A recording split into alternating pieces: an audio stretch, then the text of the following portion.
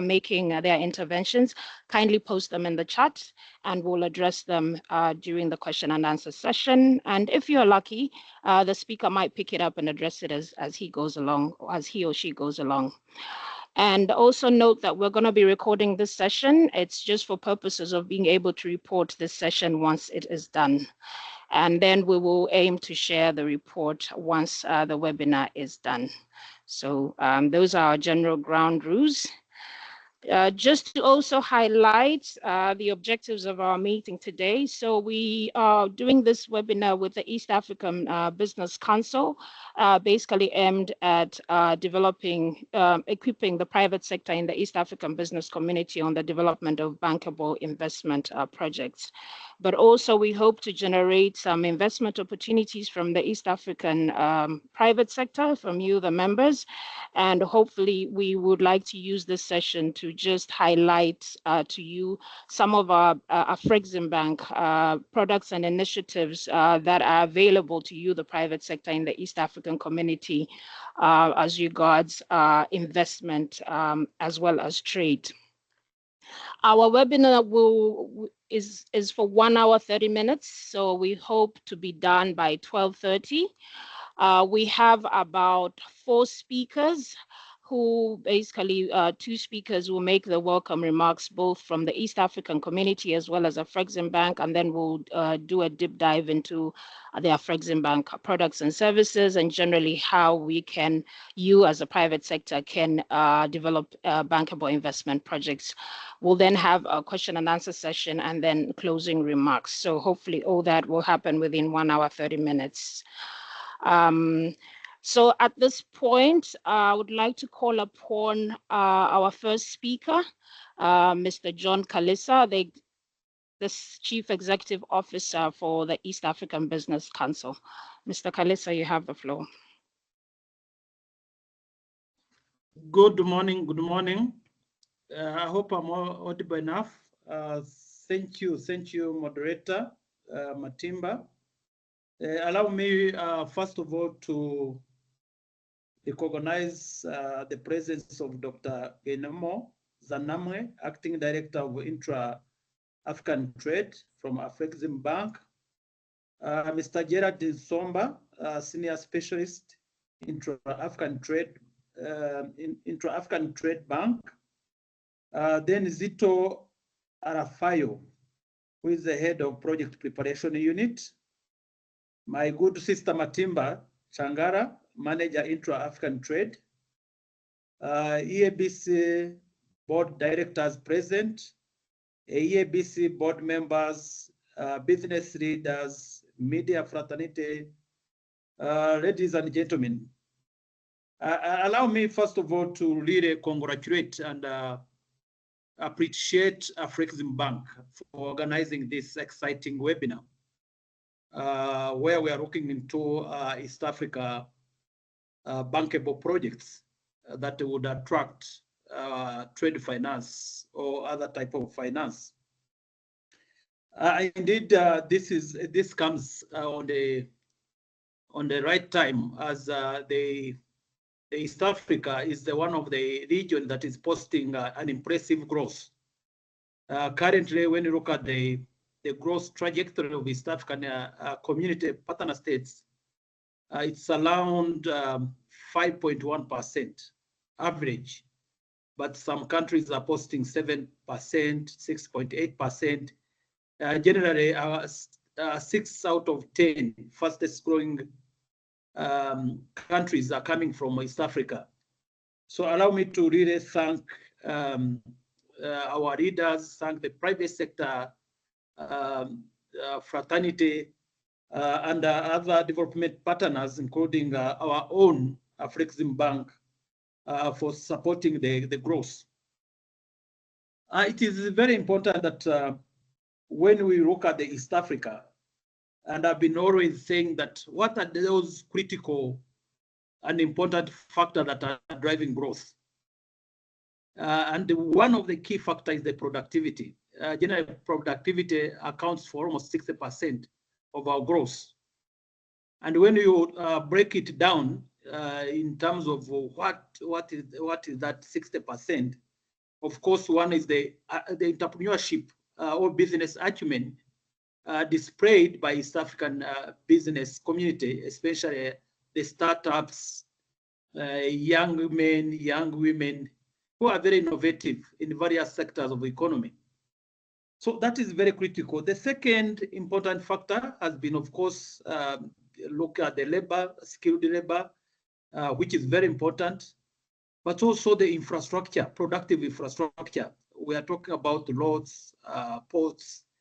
Then the third one, which we are talking today, is about trade finance. And I was looking at the data, we are not doing well. We're not doing well with regard to trade finance. Only 20% of our SMEs can access trade finance because of a stringent requirement, because of accessibility, because of risk perception. And I was looking at the Mo Ibrahim report, 2024, the Africa loses 74 billion US dollars due to poor rating. So we need to change this perception. We need to change this rating. And I think there is a lot of discussion that are ongoing how to reform the global financial architecture. So I think the perception issue has had a detrimental impact, a negative impact in terms of how we do business in Africa, how we support our SMEs, how we support our women, how we support our youth. And this perception has been there for almost 5 decades. So how do we change this narrative? We can only change this narrative by our own bank, the Afrexim Bank, the African Development Bank, and other banks that understand the reality, the ground, the business environment in Africa. And that's how, from 2021, and I want to thank Matimba and the team, that's how EABC signed an agreement with Afrexim Bank on how best we can promote and support business growth. And I want to say that because when you look at the current level, despite all our efforts, our intra-regional trade, East African intra-regional trade remains at 15%. It's really disappointing. It is very disappointing to see that with all our efforts, our intra-regional trade remains at 15%. But that resonates very well, is aligned by the issue of access to finance. It is aligned to, because 20% also, they are 15%, they are those businesses that can access finance. So we have had a discussion with Afrexim Bank, and I'm very happy our own African Development Bank that is capable to take into consideration the risk profile, the issues that are affecting the business. And when I was looking at the number of businesses that have submitted their project proposal, there are many, they are excited. But we need to provide them with both technical support in terms of packaging their project, but also financial support to ensure this project get off the ground. So I think this is the rationale and the essence and our commitment with the Afrexim Bank is to see that we are able to double this intra-regional, East African intra-regional trade by supporting the projects that are viable, feasible, and we can see how even we mitigate the associated risks. So we need to double intra-regional trade, East African intra-regional trade, from current 15% to 40% by 2030. That's our commitment. How do we do that? We can do that through collaboration, partnership, and de-risking the region, de-risking the continent, and funding viable projects, support our SMEs who constitute almost 90% of our business to take off. That's the only way, that's the message, and I can assure you the only bank I have a very good respect is Afrexim Bank. We've worked with Afrexim Bank almost 2 years. They are on the ground. It's not theoretical. When your project is fit for funding, they provide funds and even work with you, navigate with you all the complexities related to project preparation until the final funding. So with that, allow me to really congratulate Afrexim Bank, congratulate my team led by Patrick Moshi, who is our focal point with the Afrexim Bank, and the Matimba for their continuous engagement, support to the private sector. That's the only way we can get out of abject poverty, by ensuring that we support the private sector to lead the growth, not the government, but the private sector to have necessary funding for their projects. Thank you very much. God bless you all. Asanteni sana, and have a very fruitful webinar and discussion. As Matimba said, let's open it for discussion. Let's leave no stone unturned in terms of how to access funding. And I'm sure, and I can confirm that Afrexim Bank has sufficient resources to ensure some of the projects in East Africa can get sufficient funding. Asanteni sana. God bless you all.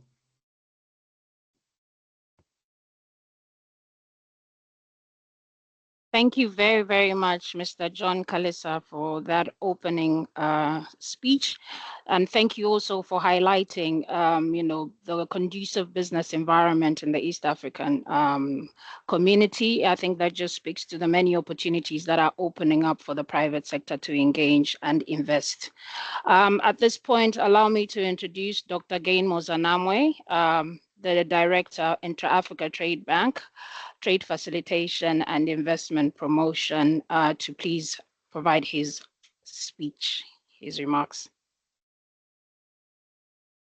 Thank you very much, Matimba, and thank you very much, my brother John. It was really a pleasure listening to you, and I would also want to acknowledge all the private sector present, including the EABC board members. I think one of the things that I always like about working with the EABC is that you are very proactive, and you are committed to promoting intra-regional trade, and it makes it much, much easier for Afrexim Bank to really work with you. As you may be aware, our mission is basically to promote intra and extra-African trade as well as investment. And it basically starts with engagement with the private sector. You are the people who do the business, and we are happy that we are having this important webinar, which is actually focusing on how we can actually catalyze this intra-African trade, intra-regional trade. We can only do this by ensuring that we develop a pipeline of bankable investment projects that can then be financed by Afrexim Bank. Yes, we are happy to do our bit, and also some of our sister institutions. And we believe that Africa, this is what we've been saying all along, Africa is not poor. Africa has got the natural resources, we have got the skills, we just need to ensure that we come up with bankable projects that will help us now to ensure that we can actually develop those projects that can be banked, that can then be used to stimulate the production that we've been talking about, and thereby increase intra-African trade, intra-EAC trade. So at Afrexim Bank, we are really pleased that EABC has been a wonderful partner. And today, what we need to focus on is to ensure that we identify those key projects that can actually enter the pipeline.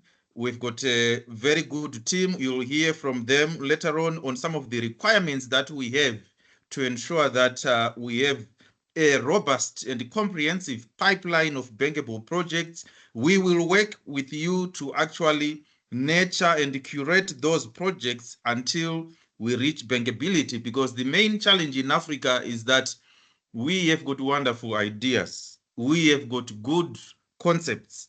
We have got good projects in mind. But when you now want to take those projects to the bank, they are basically rejected because they would not have gone through the necessary processes. So the purpose of this webinar is to empower you with information in terms of what you really need to do to prepare bankable projects and ensure that you can actually access the funding, the financing that is actually required. We know that I will not go into the vast gap in terms of infrastructure projects, the big billions that are required for intra-African trade. You all know that the challenges that my brother talked about, especially in terms of an important constituency, the small and medium enterprises, they are basically being turned away. So we really need to also ensure that we find a way of supporting them. And we normally do that working through local financial intermediaries. But even when we do these big projects that we would have identified, we should actually find a way in which we integrate the SMEs. Some of them are actually very competent and efficient suppliers of some of the raw materials or products that are required in those projects. So we really need to create an efficient ecosystem that will bring in all the key players in Africa together. We know that EAC has always been pro-business, and we are actually going to probably enter into some deeper discussions on how best we support the key businesses, the key manufacturing entities.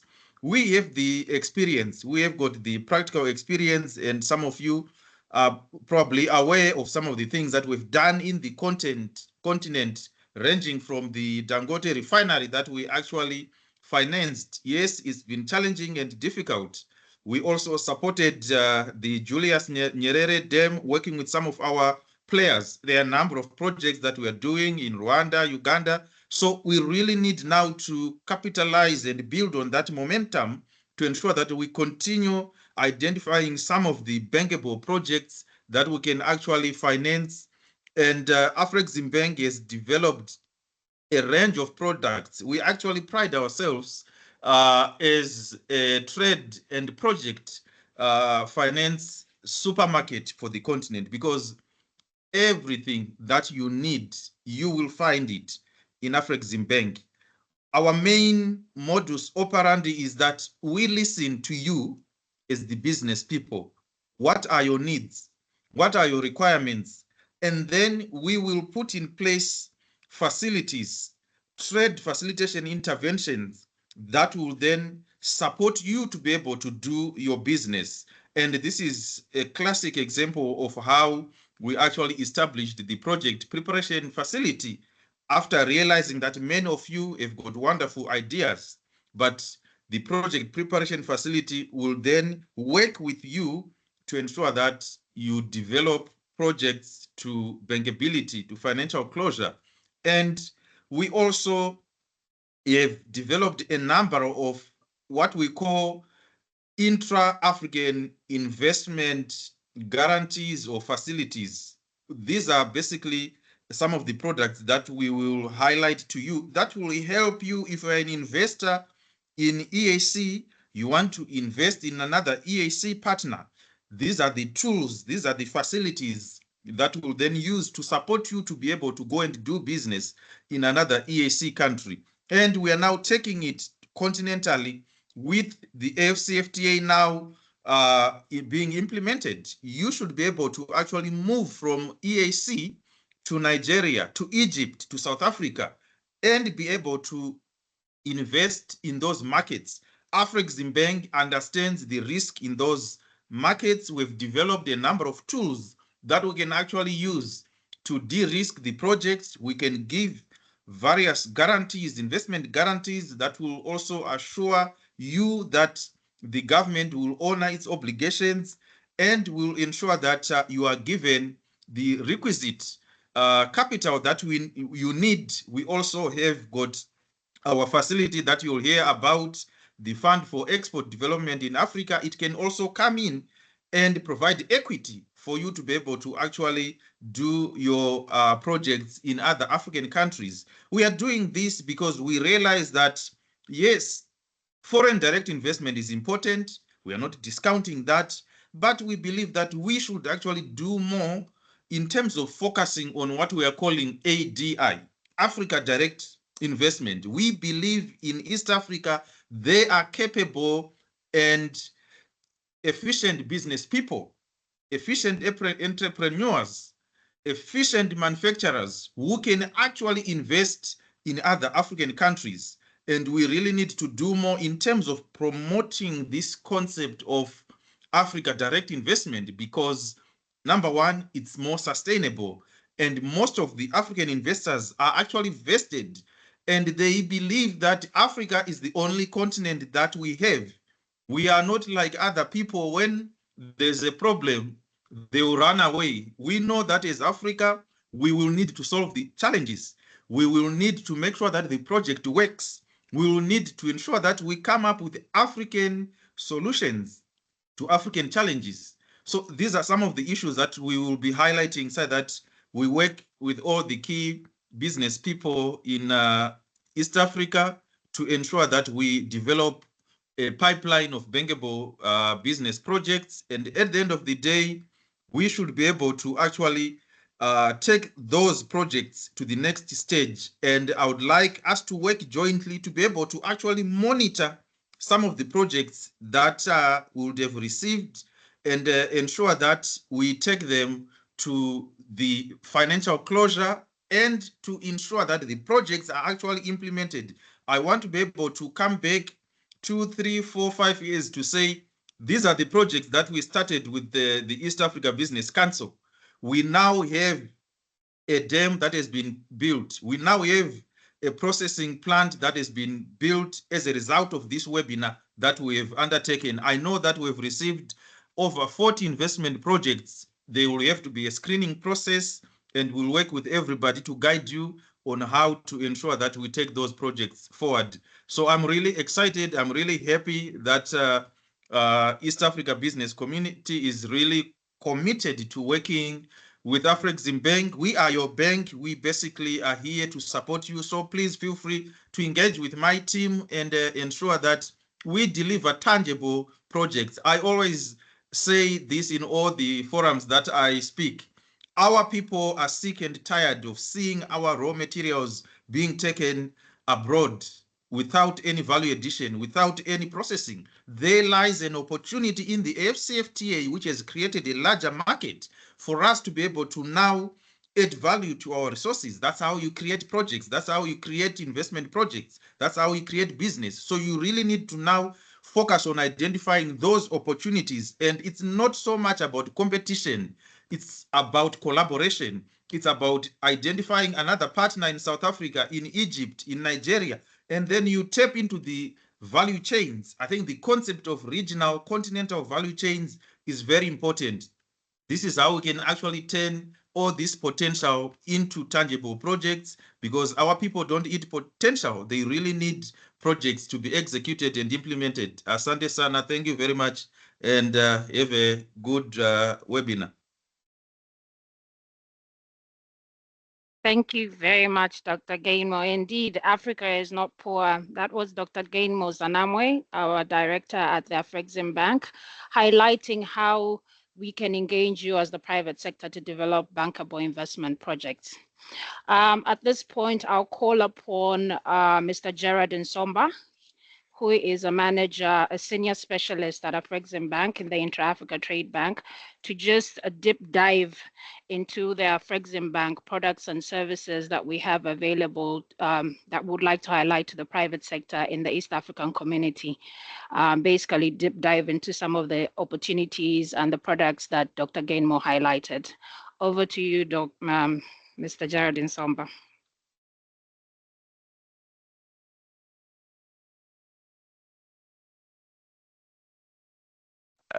Good morning. I hope you can hear me. And thanks, Matimba. I accept the honorary doctorate. Although you stopped short of just finishing the yeah. So thank you, and good morning once again. I'll straight go into the presentation. I hope you can see it. Maybe Matimba, you can confirm once the presentation can be seen. Not yet. We can see it now. All right.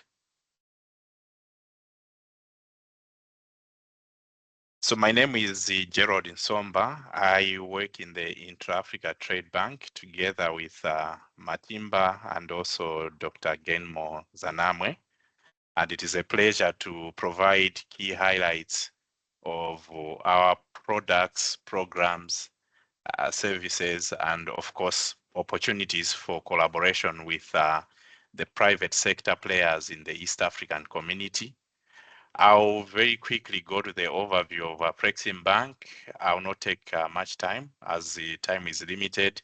We were established in 1993 as a multilateral development finance institution after African governments came together with other private sector players and the African Development Bank to discuss the need for a bank that can intervene, especially when there are some global exogenous factors that often lead to lack of financing in the continent. We started operating in 1994. We are covering 52 African member countries, as well as 12 member countries in the Caribbean region, which has recently joined. We have around 7 regional offices. Of course, Cairo is the headquarters. For East Africa, the regional office is in Kampala, Uganda, and we would be happy to welcome all the businesses that would want to physically visit and present their requirements.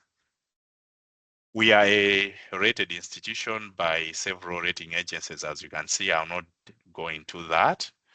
We intervene mainly using 3 instruments. The first category is trade and project finance. So we provide financing via credit instruments. We also support businesses via risk-bearing instruments, these being guarantees, bonds, and the likes. And we also provide advisory and capital market solutions, syndication and agencies, especially where there's need to collaborate with other partners. Our strategic cycles are 5 years. Currently, we are operating on a strategy called Impact 2026, extending the frontiers.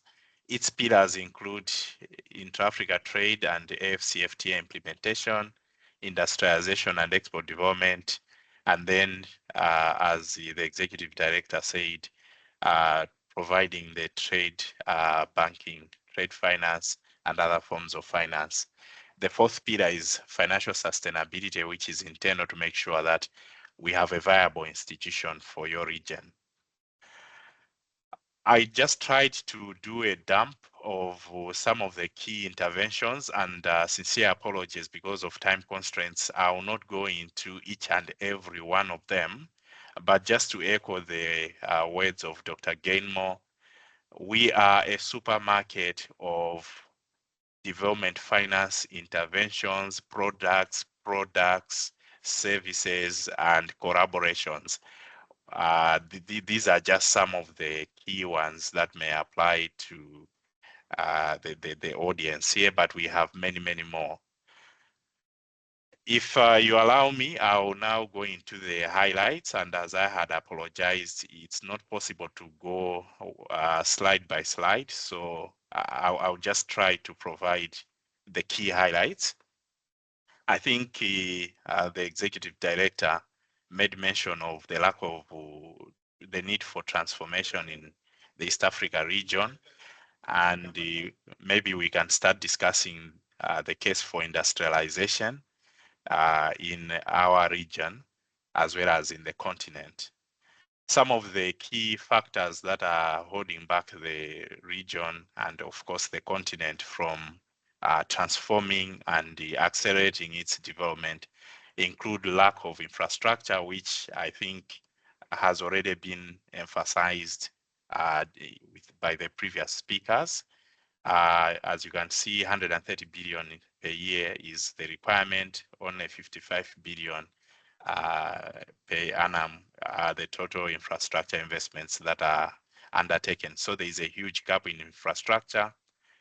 Then on the makeup of our exports, the profile of the exports, as Dr. Genmo also said, we are highly commodified in the export profile, raw materials, extractives, and so on, with minimal value addition, and therefore holding back the industrialization trajectory. And maybe of interest to this audience is also the issue of SMEs. I've already noted that in the charts, there are questions coming in on access, the limits, and so on. So there is a shortage of sufficient as well as the appropriate financing for SMEs. And if we address this factor, perhaps the industrialization drive can be pushed on. Of course, there are other factors that are holding back industrialization in the continent. In response, Afreximbank developed its own industrial parks and special economic zones initiative so that the bank becomes a catalyst to industrialization and export development to now try and address the issue of the profile of African exports being raw and commodified, and therefore leading to the terms of trade being worse off, the lack of industrialization, deepening of value chains, and other things, and so on. We have done quite a lot in the past couple of years. We have promoted industrial parks development in Togo, Benin, Ivory Coast, now going into Nigeria, Kenya, Malawi. Botswana is also coming on stream, Zimbabwe, and other countries, so that the structural transformation of Africa can be accelerated. And our focus is to support light manufacturing, agro-processing, and other food security interventions, deliberately also to absorb a lot of the available labor resources in the regions. Some of the instruments that we avail to accelerate the industrial parks and special economic zones projects, and we are thankful for those who have already submitted. We've received some applications along these lines. We have the project preparation facility. I'll not touch on that because the next speaker is going to sufficiently address it. The Fund for Africa, for Export Development in Africa, which now comes in with the equity solutions, given that perhaps the region as well as the continent is capital deficient. We also have guarantee programs, trade finance solutions, and others. I will jump to solutions to lack of SME financing skills and capacity. In Afreximbank, we came up with an SME development program. So as you may note, colleagues, this is a development program. We don't just go straight into the financing. Financing is just one of the aspects. We are focusing on the capacity building, and I think Dr. Genmo also mentioned that, as well as the executive director, to incubate and accelerate growth of SMEs, and also provide technical assistance where required, support market access interventions for SMEs, also advocate for policies, and then the financing, of course, is what comes on top of everything else. These are some of the target sectors, technology, consumer goods, and so on, but we are not really restricting the rollout of our SME financing and development programs. We do cover quite a wide spectrum of that, and we are encouraging export manufacturers, digital scale-ups. East Africa is known for that, youth and women, so that they also become economically active, and also the emergence of creatives in the continent. Apart from that, we also offer how to export training programs under the AFCFTA. It's one thing to have the AFCFTA agreed and signed. It's another thing to have business knowing what to do, how to do it, and so on. So we are very happy to see some of the inquiries that have come through the chats, things like packaging and so on. These are now on the quality side of things and so on. The trainings do provide all those type of skills and information, apart from just giving the SMEs financial information, how to negotiate contracts and so on and so forth. We have covered a number of countries, as you may see: Nigeria, Rwanda, Morocco, Zimbabwe, and so on. And we will be rolling out other countries to make sure that they benefit from that training. I spoke about the solution towards capital deficiency, so I will not dwell much on that, but we have the Fund for Export Development in Africa. This is an institution set up by Afreximbank as a subsidiary, and it is based in Kenya. It is a multilateral entity as well. Its focus is to provide equity and quasi-equity capital, because much as businesses can find debt, sometimes the patient capital to have a business take off may be lacking, and therefore there are some solutions within FEDA to support businesses, especially with expansion and growth. These are some of the areas of focus for FEDA, and as you can see, there are no limitations into what we look at. In terms of market access, we also, as part of the industrialization drive, support the establishment of quality assurance centers, and these are ongoing, the first one being in Nigeria. We call them ACACs. Most of you may have noted, those who are in export business, that to have a product is not the full story, but to have it accepted in the destination market is also key. And therefore, the ACACs help to make sure that those standards are adhered to, and then the products can be certified for export within Africa. I'll go into initiatives that support intra-regional trade and investments. I'll also summarize, because Dr. Genmo touched on some of these things. The executive director, in his opening remarks, admitted that there is a low level of intra-regional trade, and that has to be addressed in a number of ways, including trade facilitation, and as well as providing the requisite financing. Very quickly, we have a number of initiatives. The first one I'll touch on is the Export Trading Company Initiative, which was launched in 2019, because when we conducted a study as Afreximbank, we noted that the production systems in Africa are fragmented, and therefore some of the small-scale producers really struggle to export. They struggle to reach processing centers. They struggle to store products in appropriate facilities and so on. The Export Trading Company now, which we are advocating in each country, comes in to aggregate, to bring in the market intelligence, to provide the infrastructure for warehousing and so on, and to get closer to the fragmented production areas and make the cost of trading for the small scale producers to be low.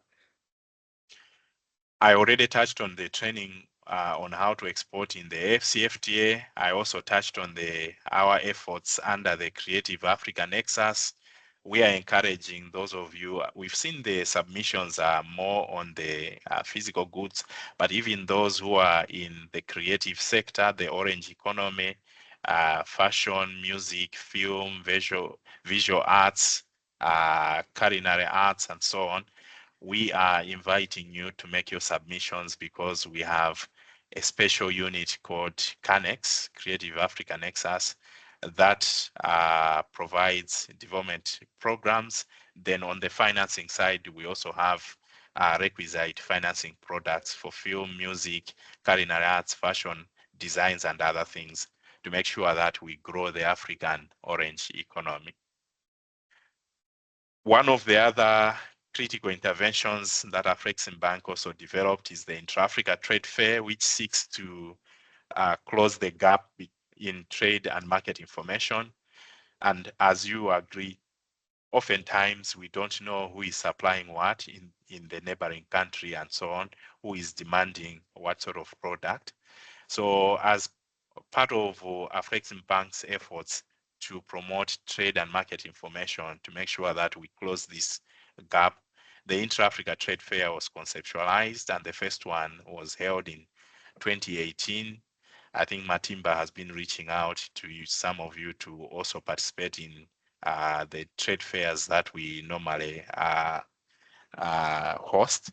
The next edition will be in Algeria in 2025, and we are inviting all of you in East Africa to come together, contact us, and let's have a pavilion where you can showcase products and other offerings that we can finance, and also introduce partners for you to trade with.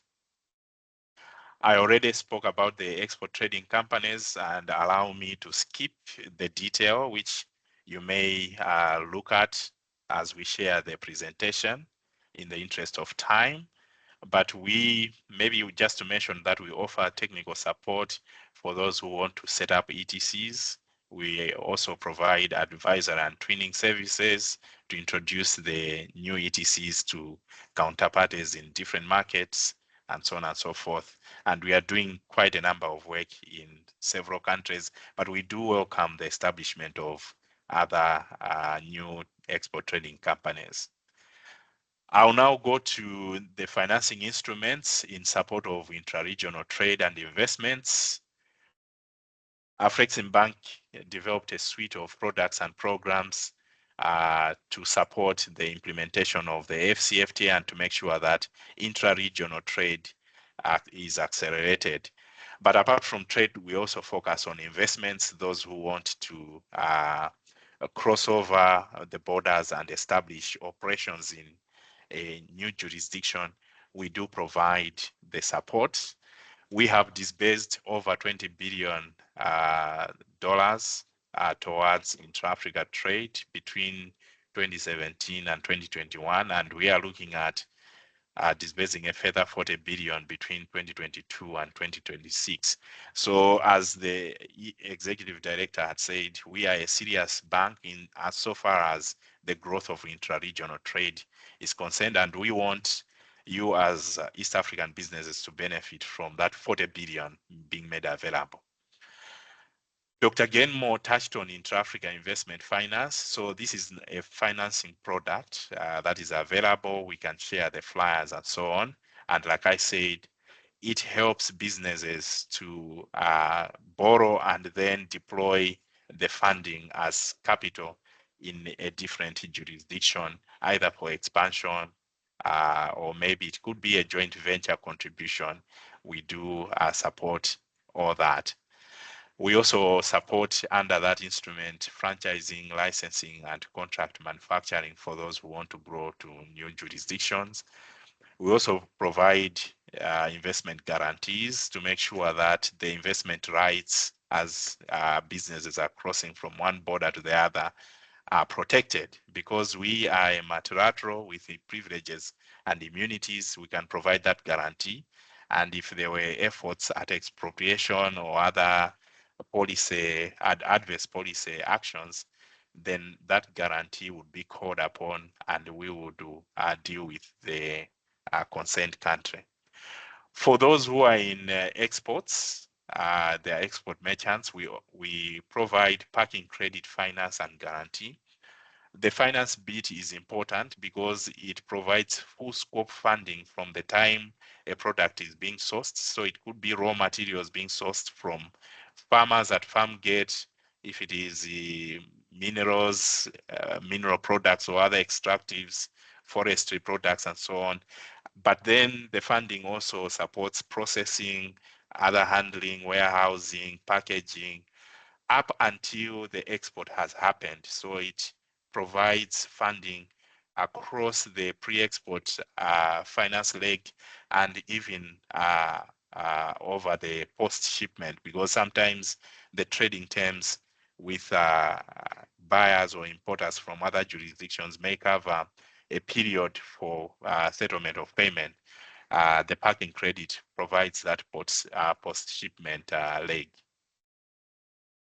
For large enterprises, of course, we have a global facility. This is just a limit that we offer to large corporations operating in multiple jurisdictions, so that they can draw across different jurisdictions and different financing products. But the most important thing is that as we are graduating the SMEs, which I had highlighted, they now, upon being graduated, they go into what we call intra-feeds. These are now enterprises that are of medium size in terms of the corporate, but we want to accelerate their growth into intra-champs, because our goal is to grow a lot of African multinationals to become these intra-African trade champions, or in short, intra-champs. We are welcoming this gathering to also have ambitions to become intra-feeds and eventually intra-champs through Afreximbank financial support. For those who are in the contracting business, we have an EPC contract promotion initiative, where we saw that as Afreximbank, there are a lot of opportunities, although we said the funding for infrastructure is inadequate, but those opportunities, let's ask ourselves who really is building the roads in Tanzania, in Kenya, and so on. We find Chinese, Japanese, and all sorts of companies. Even small subcontracted services are being executed by overseas players. Our first goal is to make sure that we grow African EPCs, we develop their capacities, and they participate and grow their participation in African opportunities, so that the Africa we are transforming is built and developed by African EPCs. Then the next leg of the EPC initiative is to make sure that there is sufficient information sharing. Governments and other contract employers can post the opportunities online, and the EPC contractors can bid. So we have a platform which is available digitally in Afreximbank, but I'll touch that in the next slides, where EPC companies can go and look at the opportunities available, bid, and then they can access the bid bonds and other financing instruments from Afreximbank. The other thing that I'll touch on is franchise financing, and you may agree with me that being a capital deficient region, to set up a business from scratch for other modes of business is not efficient, but in some cases it's better to just acquire a franchise, and this is the best way of getting a lot of Africans into entrepreneurship. So we rolled out our franchise financing facility, and it supports both those who want to acquire franchises as franchisees. So these are SMEs that now want to go into business, acquire a franchise, operate. So we aim to support them to acquire the franchise, pay the subscription fees and so on, and then have sufficient working capital, even some long-term funding to develop if they need to, operating premises and so on, in accordance with the franchise agreement. But we're also supporting businesses in Africa, because our ultimate objective is to promote African brands within Africa and also outside Africa. So those who have developed businesses, but to grow, they now need to just franchise out, license other people to cover jurisdictions that they may not operationally cover. Then we also offer support for those businesses to franchise out. We introduce partners, support the partners, and therefore the business can experience growth through franchise format, both in Africa and also outside Africa. all the way to Caribbean and any diaspora region where there is concentration of African diaspora. I've spoken about the film development finance under creatives, so I'll not touch on that. Of course, we developed the transit guarantee scheme to make sure that there is efficiency in terms of goods being transported across African borders.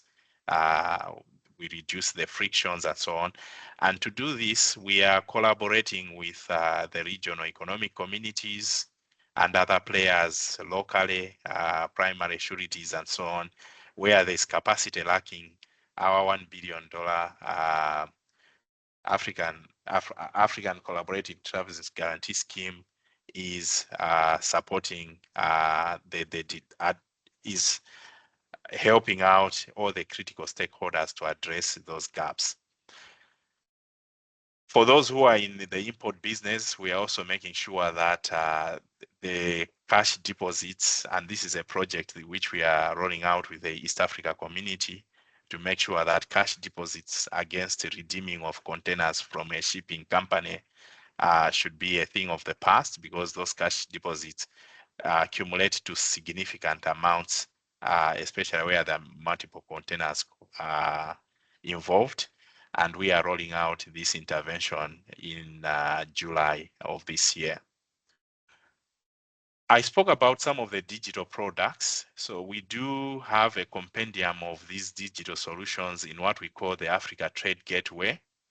The first one that I'll touch on is Mansa, and I think Executive Director touched on the fact that information about African businesses, especially when they are SME in nature, is very difficult to obtain, and therefore opportunities may skip them because people are just not sure who they are dealing with. Our Mansa platform is an African due diligence platform. It is a due diligence repository. We collect relevant KYC information and post it in the repository. It means that anyone searching that company, trying to see who are the management and the board personnel, is it registered, does it have any other information, and so on, can just go into the repository and get that information. It means that we are now addressing this issue of partners stating that they cannot engage African business, especially of a smaller scale size, because of insufficient KYC. We started with banks, but we are also onboarding corporates to make sure that their information is readily available. The other platform that I can highlight is the Africa Trade Exchange.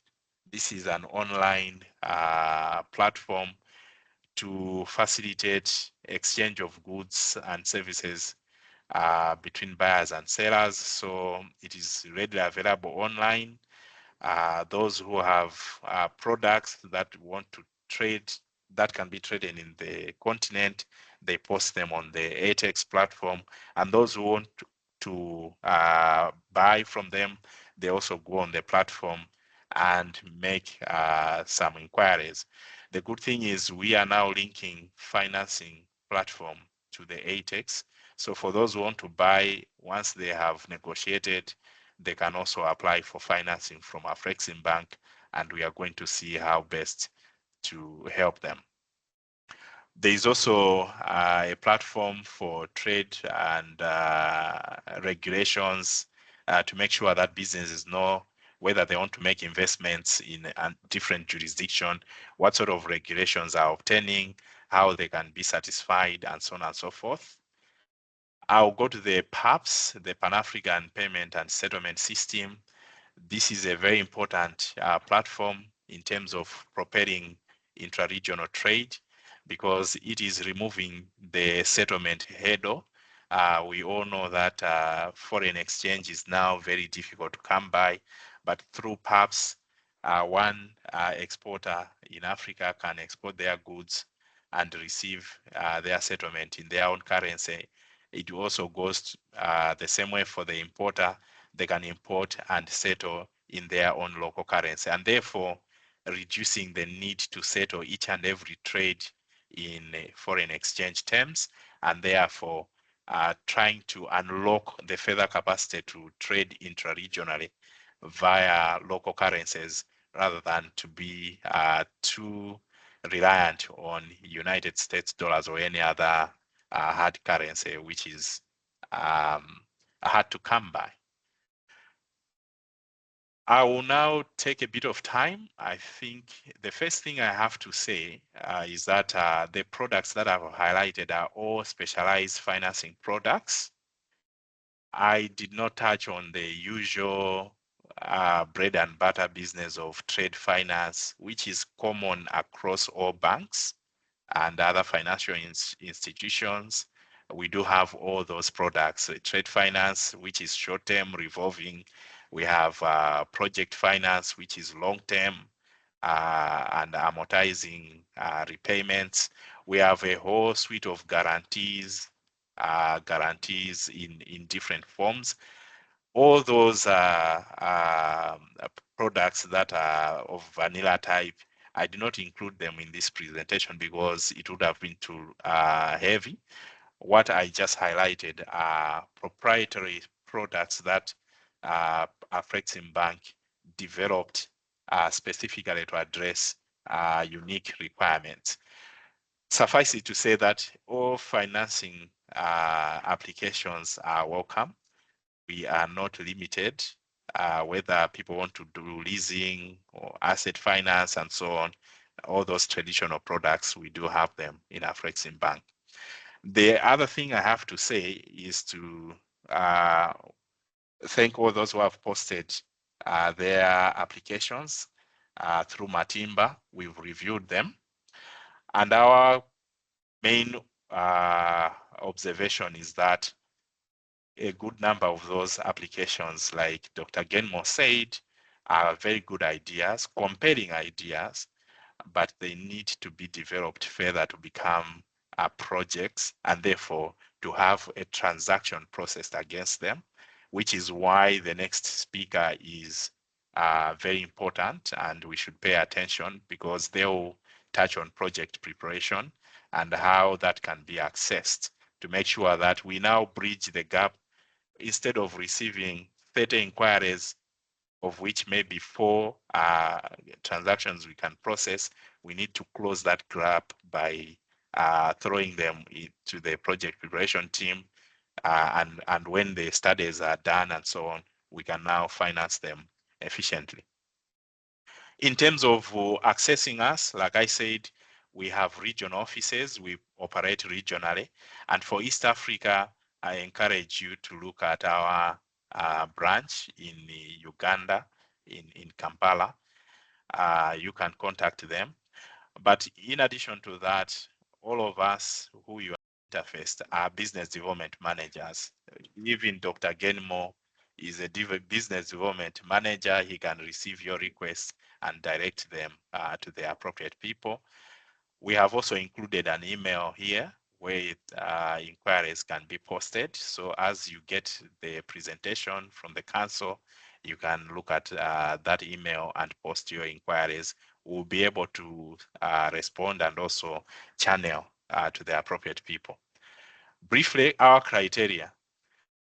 For corporates, we look at a balance sheet size of 2 million and the turnover of 10 million. So this is now in the corporate sectors, and those are the minimum thresholds, simply because we try to separate the corporate level business from the SME business. The other transactions falling below the threshold of at least 10 million in annual turnover and a balance sheet of 2 million now goes into the SME and specialized transactions category. We have an SME team that also receives all those transactions and processes them in 2 ways. There are some which can be supported on a bilateral basis. Others, they partner with a commercial bank in the country of origin of the business and then find a way of supporting that transaction. We collect usual KYC information management. We just want to know who is behind the business, how long has it operated, who are the shareholders, and so on and so forth, and basic information on the markets, the suppliers, the buyers, and so on and so forth. And I also encourage you to keep financial records, because this is very key to have a bank to consider a transaction and have an idea of who you are and how you're performing. Thank you very much, and apologies for taking much of your time. Thank you.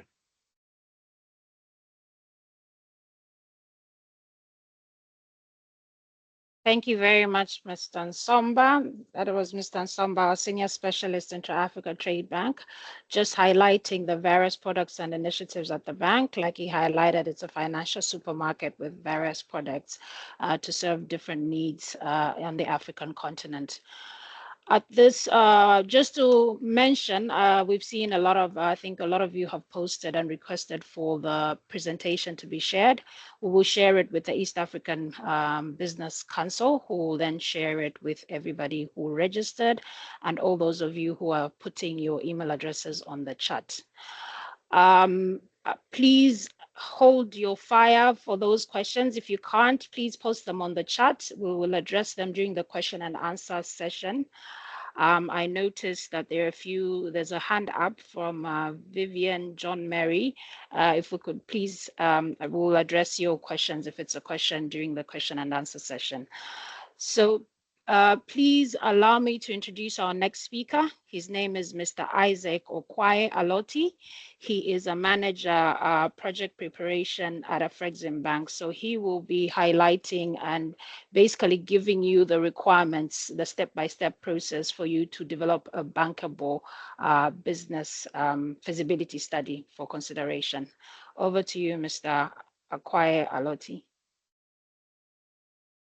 Thank you very much, Matimba, and thank you to the East African Business Council, and also thank you to Dr. Gamer and Gerald for the earlier submissions.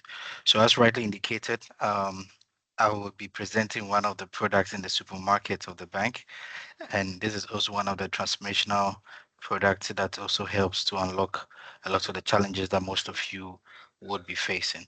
So just 1 second whilst I present my screen. Matimba, kindly give me a prompt if you can see it. Then Yes, I can see it. okay. Please go ahead. All right. Okay. So good afternoon to all the SME and the businesses in the webinar. So once again, my name is Isaac Okwealuti. I'm managing the project preparation unit.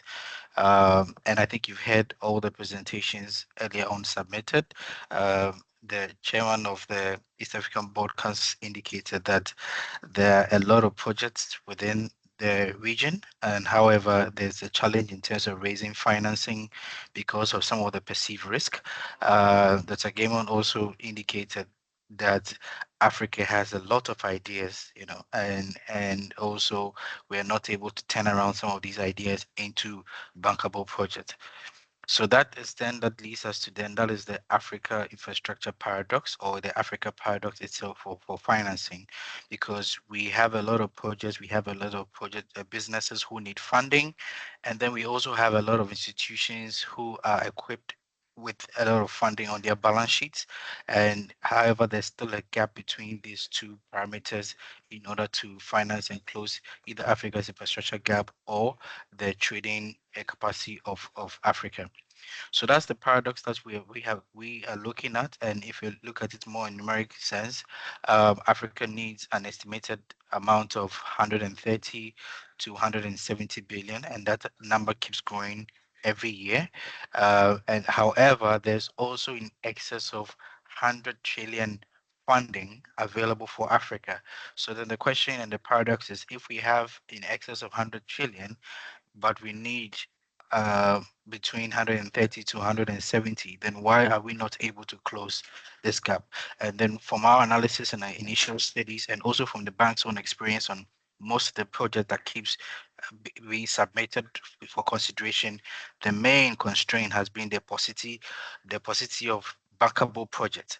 So that is also what led to the establishment of the project preparation unit within the bank to support businesses and support project sponsors to address this gap, i.e., to also create the bridge between the funding opportunities as well as the business opportunities within the continent. So if you look at the project preparation cycle and project preparation funding, essentially, I think we all know the very renowned statement that if you fail to prepare, then you are actually preparing for failure. And most of the times when people have ideas or have business ideas, they quickly just jump to financing or wanting to talk to financiers to support them without taking a step back to actually evaluate the business ideas that they have and ensure that they have prepared themselves adequately and are also attractive to some of these private sector funds that are available in the market. So in the project preparation stages, we have what we call the enabling environment, which almost every time is the case in most countries where government have put in place the necessary regulatory agencies and the necessary laws and policies to enable trade, either in the manufacturing, agribusiness, services, whichever sector there is, they're mostly appropriate regulatory frameworks. What then happens, the challenge is then when people then have an idea, i.e. an idea to establish a transport or logistics company, those ideas are most of the times based on the back of either a certain need or a certain opportunity that the business developer or the business owner had identified. However, then they are not able to move this project all the way to financial close. And the key bottleneck we've seen that from most of these ideas that are born, which like if you take as 100%, almost 80% is lost at the feasibility stage when you now have to test for the bankability of the business idea. And most of the time is most of the critical bottlenecks has to do with the lack of technical expertise, lack of funding for undertaking the bankability studies, and then also lack of facility to support the efforts of the businesses who are also seeking to develop some of these projects. And in essence, it also affects the number and the value of projects that achieve financial close. With our intervention and based on what we've done so far, we're able to then address some of these challenges. So we're always able to see the penetration at the bankability level increasing from 20% all the way to 60 to 30%. And as we continue to enroll this facility and provide support to various businesses, we hope to achieve that level of optimal level of almost 100% at the feasibility level and also further a higher percentage for the financial close. And by what we've even done from the bank's perspective, we've been able to support to increase pipeline for the bank in excess of about four times to five times. Now, the benefits of the project preparation facility, as indicated, it helps to address the infrastructure gap. It's also strategically position certain investments within certain key sectors. There are certain new sectors that are also novel. In fact, yesterday we're even trying to support and structure the business preparation for a cable car business, which does not actually even exist within much in our region yet. So that new concept is also very difficult for financiers to understand the economics, the risk profiling, but that is also what the project preparation facility is also established to address.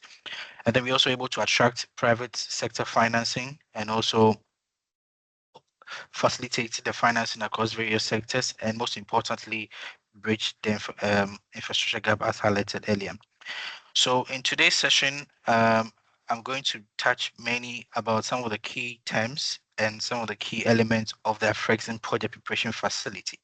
This facility, as indicated, was established to help provide funding and also advisory to businesses and project sponsors to address some of the key challenges and the key risk at the project preparation stage to be able to achieve bankability.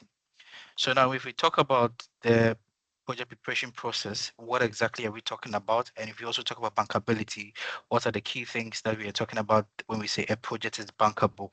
So the project preparation processes is mainly a set of activities that we undertake to de-risk the project. And it's a process that we start from the concept stage all the way to bankability. And from the concept stage, you have where you undertake your needs assessment, ensure that there's a supporting enabling environment for the idea or the project you are seeking to embark on.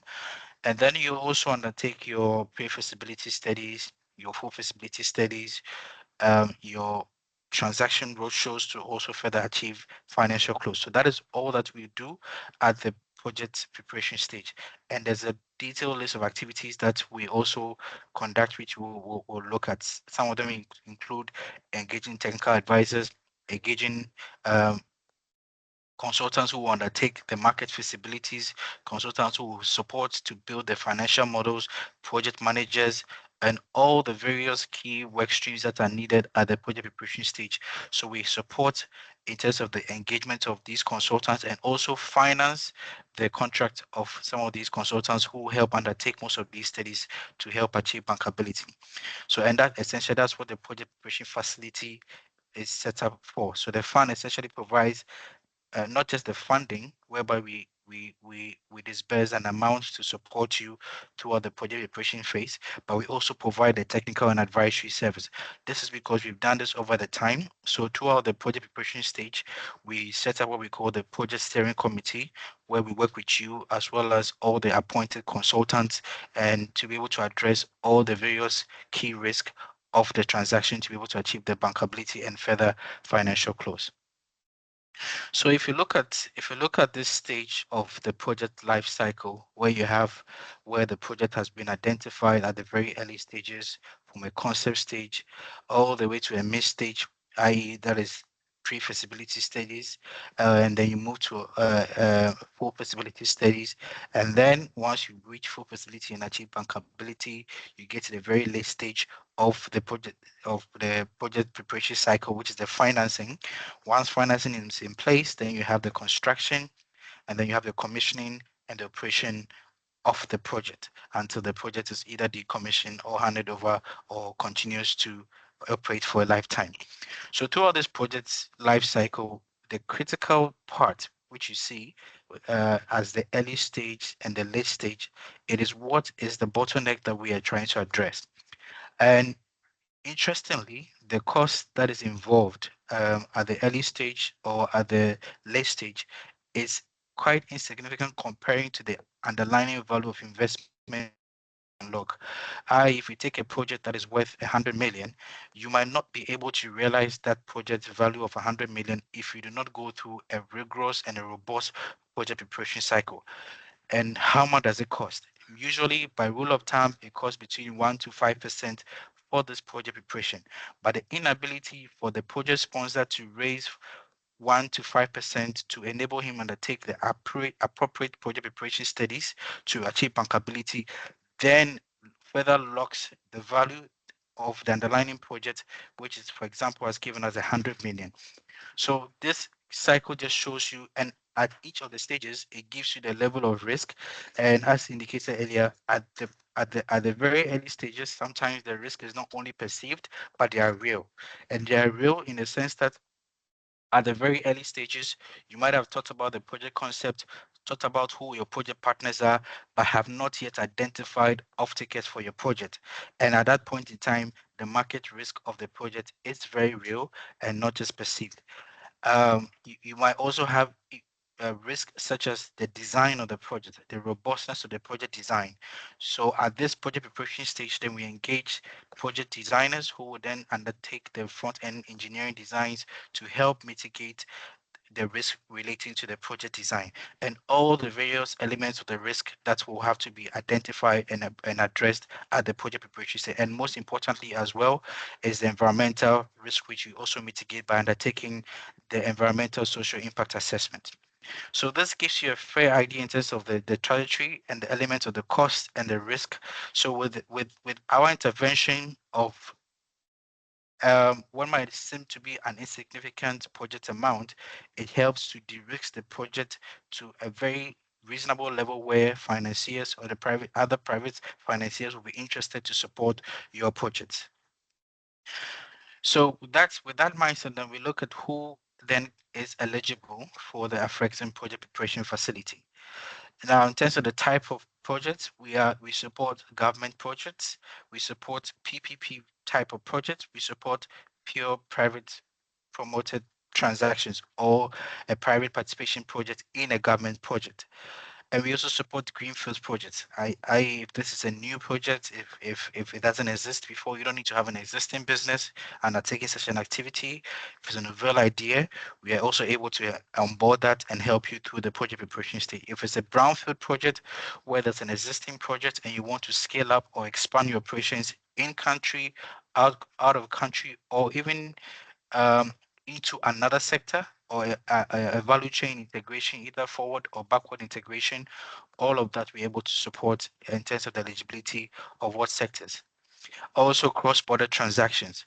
If you're setting up, for example, a transmission line from one country and supplying power to another, or a rail line, or any other project that you're establishing that is cross-country or cross-border, we are also able to support you. And usually, that's also very difficult terrain for financiers because both countries might have different regulatory and different economic profiles, and then you might have to work to de-risk the two elements, but that we're also able to support. Eligible sectors, we support all trade-enabled infrastructure, i.e. energy, that is power, mining, oil and gas, um, transport and logistics, and then ICT. We are also able to support manufacturing services and exports as a lot of light has been thrown in the area submissions. So logistics platform, healthcare, agri-processing, hospitality, tourism, and then the creative economy. Be able to support any idea or any project at the very early to mid stage to be able to help you achieve the bankability.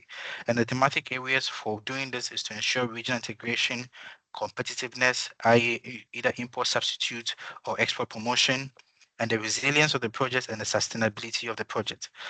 Some of the key technical and financial requirements is also to ensure that then the underlying project that we are helping to develop at least has a minimum project value of 30 million. If your project is below that, we can look at that on a case by case when we have the justification, either work with, like indicated, the SME unit or other funding partners who are also able to offtake or finance such a project. But for us, as a Flexing Bank and with some of the development partners we work with, we always like to help prepare projects that the underlying project value is of a minimum value of USD or equivalent of $30 million. And then, like as indicated, we support projects from the mid stage. So before you come to a Flexing Bank, we expect that you have gone through the concept stage, enabling stage, and have at least you have your pre-feasibility study in place. And in subsequent slide, I'll show you some of the key elements. But we can also, of course, have early stage discussions and keep the contact and keep the conversations going as you go through your pre-feasibility stage. So that's what I mentioned earlier. That's what is on my right side. In terms of helping the enabling environment, we expect that before you come or with an idea or a project to us, there should be the right legislative backing or the regulatory framework in place to support that project. And also the key inputs, the key outputs, and key parameters of the project have been identified. If you do your project structure, you should have a fair idea where you're going to source your inputs from, have a fair idea who are going to be your potential off-takers, have a fair idea who are going to be your technological partners, your equipment suppliers, just a fair idea. So at least it's not just a dream, but at least you've done some further work. And also that's also what helps achieve the pre-feasibility of the project. Now, in terms of what, as indicated, what our service or product can cover, we can cover the preparation of the bankability studies as indicated from your market studies, from your technical studies, environmental studies, engagement of a transaction advisor. And the transaction advisor would then help you in putting together the project in a sound and feasible way that then will be acceptable to investors. And they can also support you throughout the roadshows and work with you to present your project to potential financiers. And then we also support the procurement of project managers because we don't expect project sponsors to have all the expertise for project management. So the project management from the project preparation stage all the way throughout the construction to handover for commencement of operations. And interestingly, beyond bankability and financing all these studies, we further realized that even though they're bankable projects as well, project sponsors also find it very difficult to pay for the upfront cost of financiers. What are some of these upfront costs? Upfront costs such as the due diligence cost, such as the cost relating to all the documentation with the lawyers and having a facility in place, and also some of the upfront costs relating to the appraisal fees, and then the upfront facility costs that you have to pay to some of these financiers before you can actually achieve financial close. What is very good about our facility is that as part of the budget, we also put together an allocation of funding that you can draw from to pay for some of these costs for all these financiers that you potentially be engaging. Now, this is to ensure that from the point of bankability to financial close, there's also no funding gap, and project sponsors can be able to draw on our fund to pay for all that cost, so that the key projects, the key financing or the key source of capital of the project sponsors can be contributed to the equity of the underlying project. Now, I did mention earlier that our intervention is usually at the mid stage, i.e., we expect projects to have achieved the pre-feasibility stage. And if we want to look at what are the key elements of the pre-feasibility, so what we said and had mentioned before is you have considered the need analysis, is the project needed. If, for example, if you indicated as a transport project, you have a fair idea of the potential demand, how was the number of commuters within the route, the number of goods that are hauled within that same line that you are seeking to develop that transport or logistics project. What are the options? Rail options, road options, by air option. So you've considered all your options for your either off-takers or either for the execution of the project itself before addressing the need of the project. And then some of the legal and regulatory frameworks, what are the things you need to comply with? If it's a specific license or permit you need to have, are you fully aware? What are those permits? What are the processes to acquire those permits? Have the project even been registered? Has the entity even been registered as a business? All of those things will be assessed at the pre-feasibility level. And from the technical point of view, have you considered, like I did say, just the capacity of the project that you have? Like I did mention, if it's a manufacturing project, the tonnage, the total capacity in terms of tonnage, from the technical point of view, where you're going to also source the equipment to also deliver that type of product or that you're looking to put out there. So all of that must be detailed at the technical side at a very high level, and also from a market assessment, who are the competitors? I mean, if you're not the only player, what is your competitive advantage for this idea or innovation that you want to bring to the market? Um, Also, we did highlight the environmental and impact assessment, all of that, and then also financial viability. At least you should have some indicative financial model that tells you what the indicative payback, what the MPV, what the IRR of the project is, and all of that are some of the key parameters to assess the financial feasibility of the project. We'll look at the very details of that at the full feasibility. By the pre-feasibility stage, you should be able to undertake some of this. And then institutional capacity. So you should also have the capacity to undertake such a project.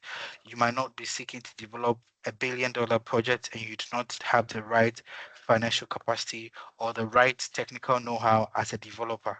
And if you don't even have that, then who are your strategic partners to be able to bridge some of these gaps?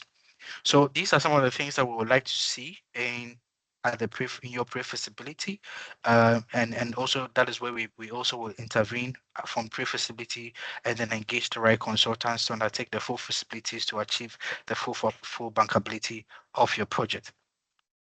So some of the key terms of the facility that we avail is we are able to, like indicated, if we establish a project preparation budget, and that preparation budget is covering all the various scope items, the preparatory studies, the engagement of a transaction advisor, um, the engagement of a project manager, and then also the allocation for the fundraising and to achieve financial close.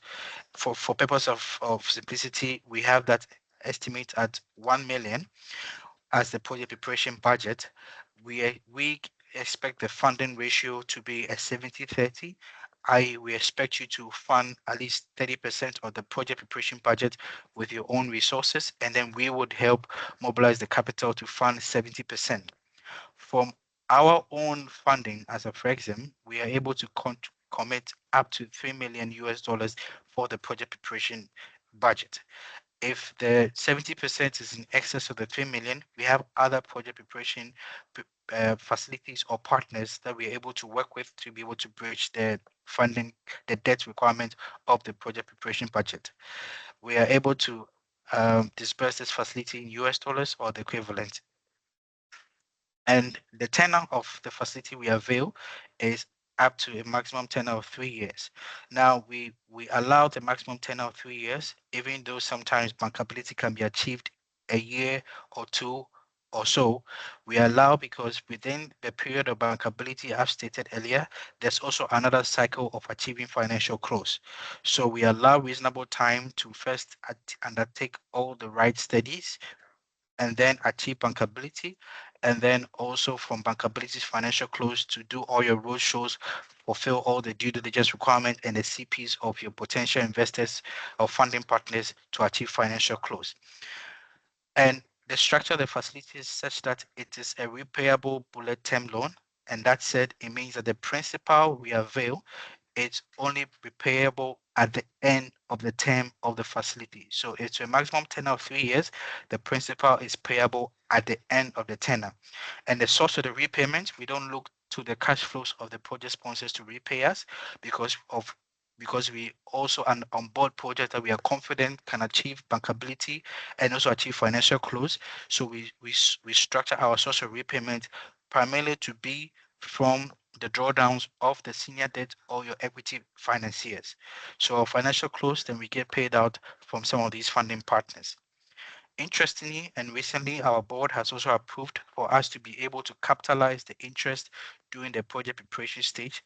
That said, interest can be capitalized and also set aside as part of the project preparation budget, and we draw from that reserve to service the interest of the project preparation facility throughout the project preparation tenor, whilst we achieve bankability and financial close.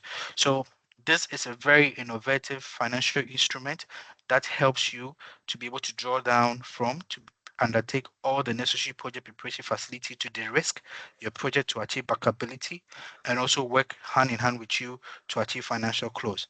The interesting thing about facility as well is that we sign on as the mandated lead arranger, and this gives a lot of other third-party investors beyond our flexible confidence that you have a funding partner for your underlying project. And we also do this so that for the debt piece of or the debt tranche of the project, we are able to commit our portion and also syndicate the remaining to ensure that we can be able to successfully achieve financial close at once we present the project to potential financiers. And least but not because it's a debt facility, we expect to have some level of credit enhancement at secondary level to backstop our facility, i.e. personal guarantees or corporate guarantees to just backstop, or should you, the project sponsor, not want to actually continue undertaking the project, and at least something to backstop or be another source of repayment for our facility that we avail. So this is, in the interest of time, once you identify that our product or you might need a project preparation facility to support you to undertake all the necessary studies to achieve bankability. As indicated, our contacts will be made available to you. You can reach out to us and we'll be happy to support you and have a more detailed session with you with the specific elements of your project. And by saying bankability at the end of it, we expect to then de-risk the project financially, de-risk it from the market perspective, de-risk it from the legal and regulatory point of view, de-risk it from the technical viability point of view, and any other risk elements that will have to would have been identified and will have to be appropriately mitigated for any potential financiers. So on this note, I would like to pause here, and then if you have any questions, you can have. But maybe before I do pause, I just want to demonstrate one example for you and some of the projects we've supported. So the very first, which is just what I'll highlight, and the last one is you can see that we availed $2 million project preparation facility to Nyanza, and that $2 million throughout the project preparation stage helped unlock the underlying project value of $753 million. Without the $2 million, this project sponsor will not be able to access 750 million funding in the market because then the project will not have been deemed bankable. So these are all the elements in which we did demonstrate earlier as solving Africa's paradox, i.e. saying that we have an infrastructure gap, we also have excess capital, but the main challenge is the paucity of bankable projects within the region. And that is also why Afrexim Bank have established the project preparation facility to support you throughout your project life cycle to be able to develop your projects to be bankable to achieve financial close. Thank you very much for your attention, and I'm available for any further questions that you might have. Over to you, Matimba. Thank you very, very much, Isaac, for that elaborate presentation highlighting how to achieve bankability for your projects. You'll be glad to know that we're done with the presentations. It's now for the interactive and fun part of the webinar. So it's an opportunity now. We're moving into the question and answer session. So an opportunity for you to raise questions, to address any jargon that you may have encountered from the presentations that we've shared so far. I think I will start before I go to the ones in the chat. I'll allow Godfrey Kasede to please ask your question, and then maybe I'll address the ones in the chat as we wait for more people to raise their hands. Godfrey, the floor is yours.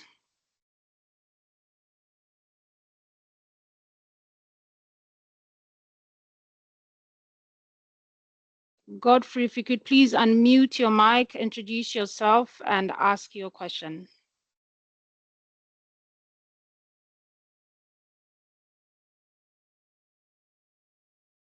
Okay, perhaps while we wait for Godfrey, we can have Dr. Shem. Yeah, can you hear me now? Yes, Godfrey, we can hear you. Please go ahead. Godfrey first. Thank you very much. My name is Godfrey Kasede from Uganda.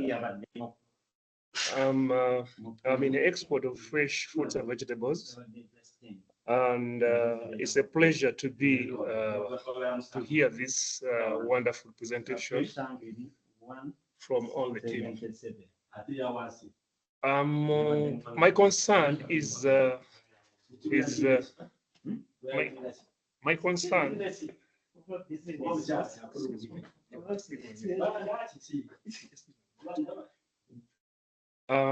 My question goes to Mr. Nsomba.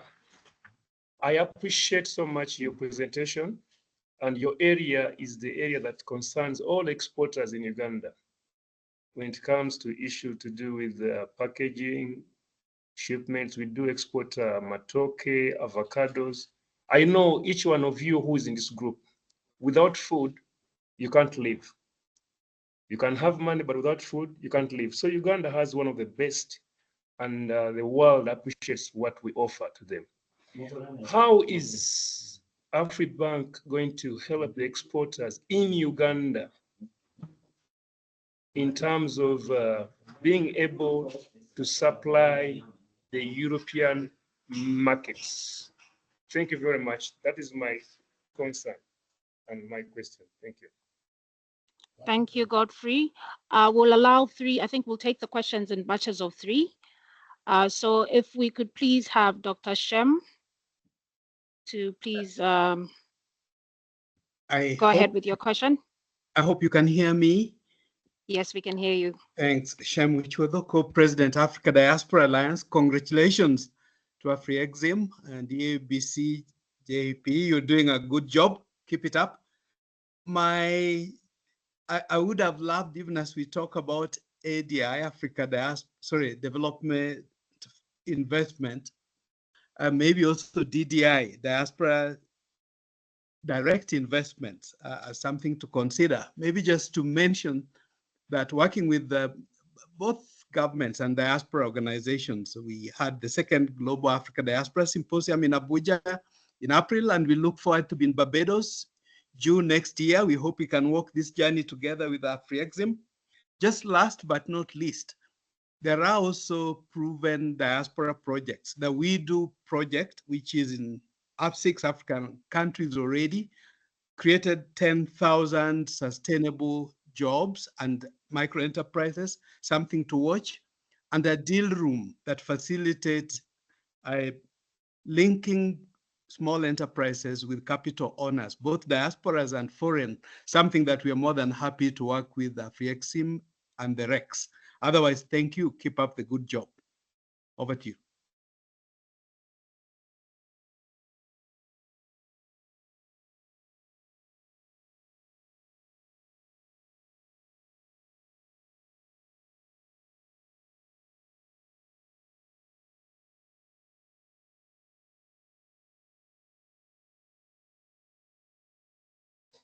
Matimba is still on.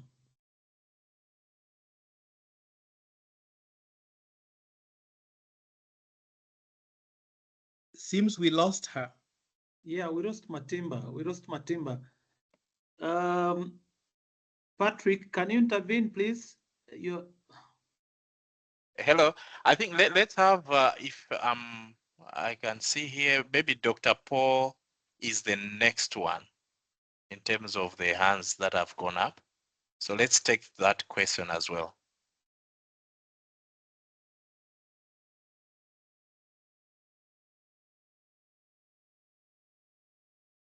Thank you.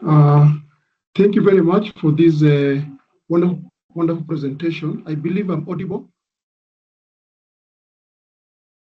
Yes, we can hear you. Thank you. I'm Dr. Paul Okello Dori from University of Eldoret in Kenya. There's a lot of wonderful ideas at the academia, at the universities. But there is not a very strong link between the academia and the industry. And I'm happy that now Afriexim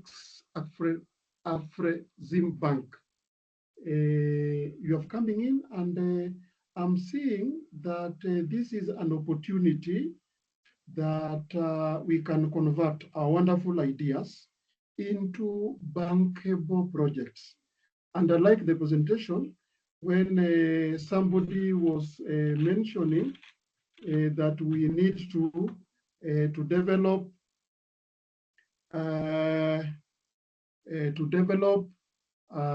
African solutions to solve our African challenges.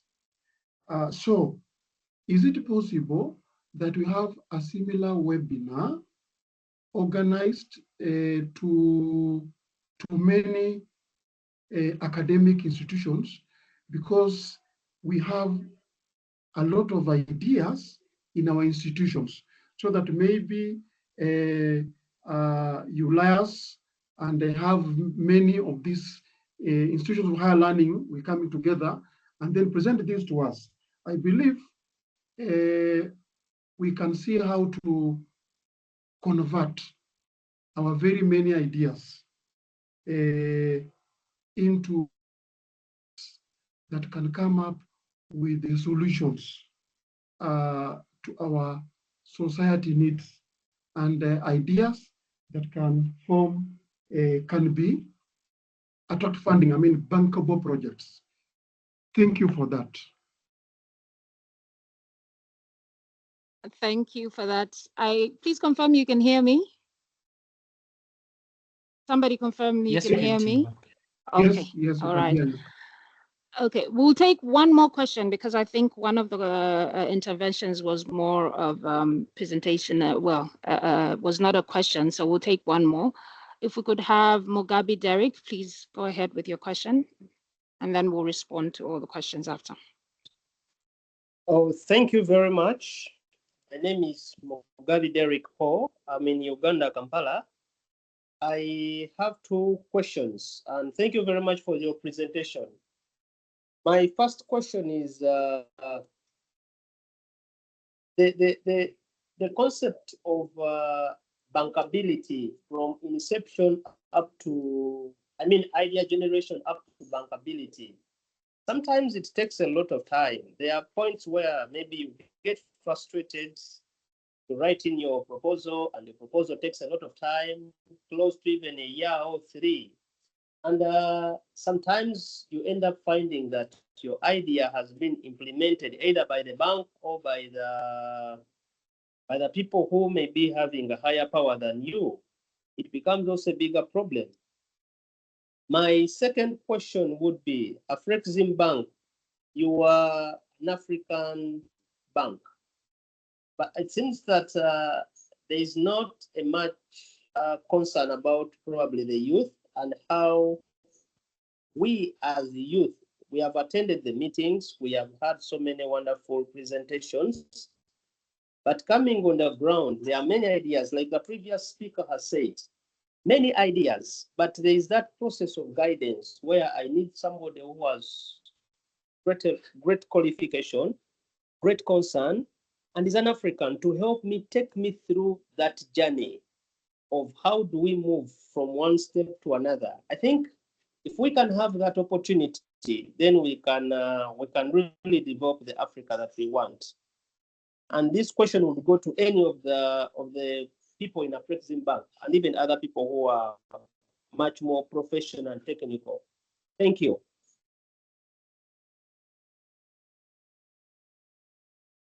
Thank you.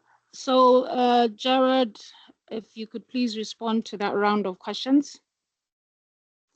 All right. Thank you very much. I think the first one came from Godfrey, if I'm not wrong, in terms of exportation of matoke to Europe. It probably goes back to what we discussed under the ETC, but maybe we can engage separately. How are we producing this matoke? Is it small parcels per producer, or it's at a commercial scale big enough for one to face the European market on their own? Oftentimes, in what we have seen in other markets is that the production is pretty much fragmented, and therefore it is more efficient, and it only makes sense to have one export merchant or an ETC or an export house aggregating and then exporting to Europe.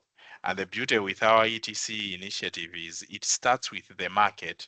Let's go to the market and understand exactly what they want. How do they want the matoke?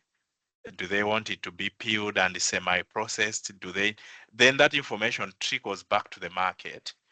And therefore the production can adjust to what the market wants.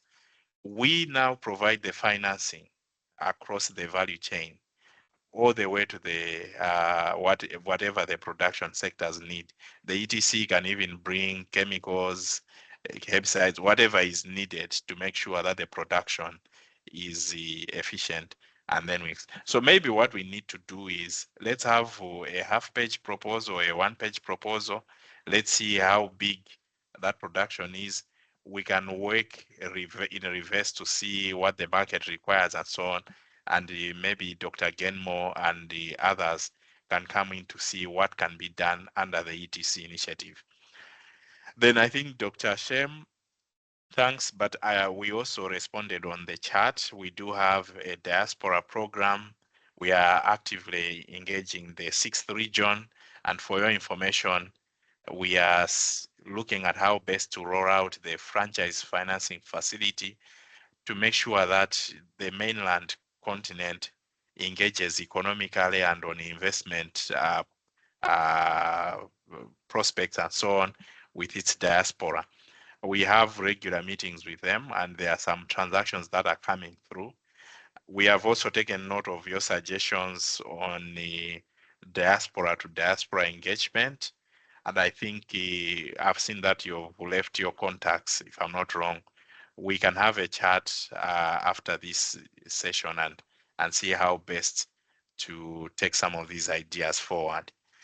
For Dr. Okello, I think I'll leave it to Matimba on how best the academia can be engaged in fora like this. Maybe Matimba, you take that one, but let me come to the last one on youth.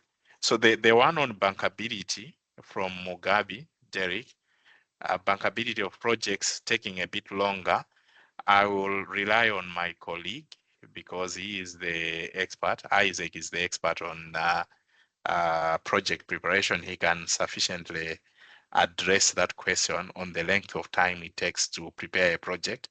But on the youth, as I had presented, we have a CANEX, Creative Africa Nexus, as a unit now in the bank. We are rolling out a lot of programs under CANEX, targeting also the youth, because the youth are the ones who are propelling some of the emerging, interesting orange economy interventions in music, arts, and so on. I would encourage you that we have a separate engagement to see how best we can attract some of the youth with potential into our programs in that regard. So maybe Isaac, you can take on the bankability cycle of preparation being long, and Matimba, you can handle the one on linking the academia to some of our interface programs. Thanks. Okay, thanks, Gerald. So on the duration of bankability,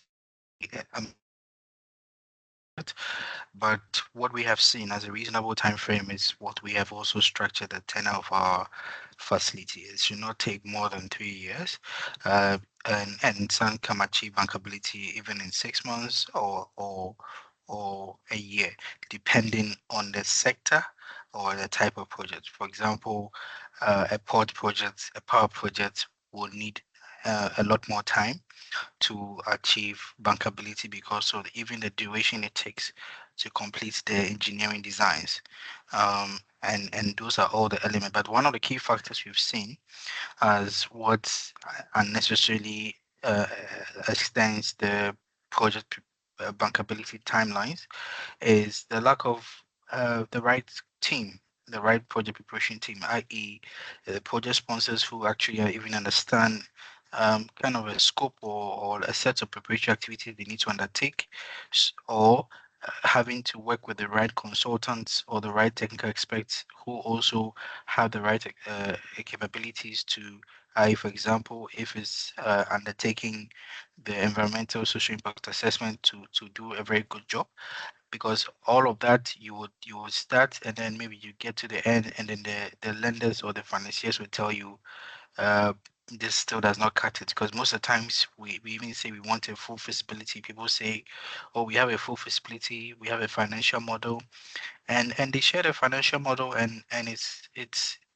the balance sheet is basic as it is. It's not even balancing. The key variable factors are not there. There are a lot of mathematical inaccuracies and errors in the model. You bring your market feasibility, it's not clearly articulated who are the off-takers. All of these things is what could possibly extend the duration it takes to achieve bankability. And that is also why for us, the implementation and the deployment of our facility is not just the disbursement of the facility and we go to sleep, but we set up the project steering committee. So we work hand in hand with you, the project promoters, as well as all the appointed consultants to ensure that everything is moving according to schedule and also per the various implementation plan as would have established. Yes. So that actually varies, but it's mainly the key bottlenecks that we need to overcome, and working with partners like ourselves also helps address that kind of challenge. Thank you. Thank you, Isaac and Jared. As regards the question on a webinar for the academics, I would encourage you, Derek, we will share our presentation. Please have a look at our various products and initiatives. And then once you've had a look at them, maybe on the basis of the ones that are most relevant to the academics fraternity, we can then, together with the East African Business Council, we can arrange for a webinar for your members. So I think that would address your concern as regards your request for a webinar. At this point, maybe we can take the last 4 questions. That would be the last lot of questions we'll be taking to allow time for us to just check in the chat if there are any questions that haven't been addressed. because also I think we've overrun in terms of our time. So if we could please have David Meck to please ask your question. Yes, good afternoon from here in Nairobi, Kenya, Good and afternoon. thank you so much for the presentation. Afrexim Bank has been there, and I just want to emphasize the gap between Afrexim Bank and us SMEs and entrepreneurs in Africa. I think what we need is really to have a middleware between the bank and the entrepreneurs. Initially, Afrexim Bank had wanted to go through trade finance intermediaries like banks, but banks are always very busy. And so most times they will not come on the ground to do all of these things. And so that's where academia really comes in from the professor from Eldoret. So for instance, we're on board in KCA University here to build a hub there so that entrepreneurs can go there and do all of these things that Isaac will need, so that by the time the things get to Isaac, the balance sheets are good, the financial models are good, the market, feasibility and everything is good.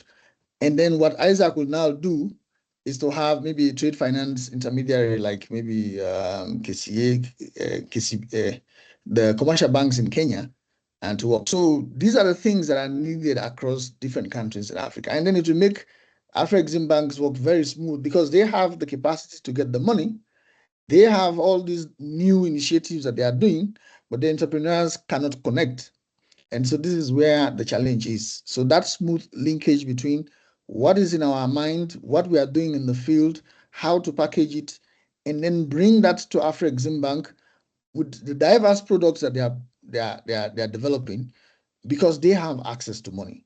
And so I've been trying to get this across in those days with Madam Ba at Mansa and all the rest. But I think the gap still exists, and we'll be willing to come in if Afrexim Bank allows us through EABC. We are trying to have the first hub with KCA University here in Kenya. And so those are the opportunities that exist, and we'd love to work with EABC to do that. Thank you. Thanks for that. Patrick and I think will take up that. That is also linked, I think, to the request on the webinar for the academics. So we will definitely engage you on that one and take it up. If we could please have Mr. Jerry Twahira. Thank you so much for having me. May I know if I'm audible over there? Yes, please, you can go ahead. Okay, my name is Jerry Twahirwa. I'm from Kigali, Rwanda. And I've paid close attention to the presentation issued by Mr. Isaac. And I have a couple of concerns I would like to forward to him. I saw that the facilitation the Afrexim Bank provides to the entrepreneurs, it goes about 30 million USD. Now, as someone who, because I currently work for a joint project which seek to empower the youth with the skills they would need to create jobs by themselves from agricultural activities. Now, my concern is, given this amount of money, which is quite high for lower echelons of the society, I mean the youth, is there any facilities that are put in place to allow, these youth that comes out of universities or out of vocational schools, and if they can't secure employments at the usual businesses, and they have bright ideas they would like to put in place, but they don't have they cannot secure loans. Commercial banks look for collaterals and so on. Is there any facility that is put in place to allow these people to have, let me say, something like a stepping stone to implement the ideas they have? That is my question. Thank you so much. Thanks, Jerry. If we could have Juma Tali.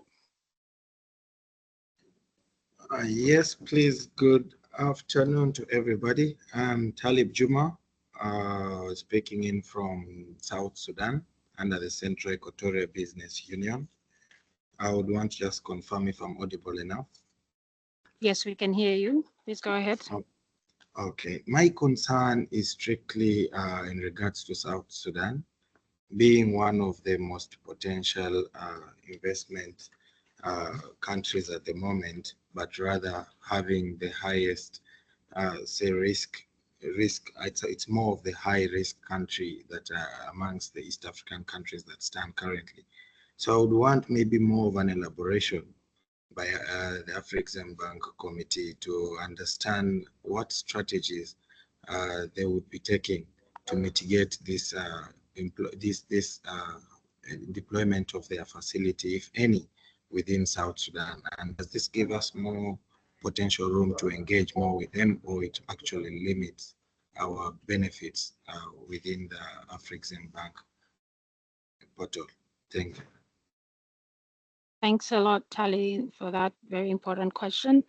If we could have Emmanuel Eagle to just make the last intervention.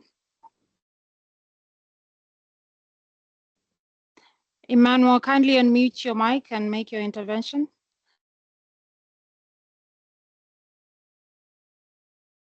Okay.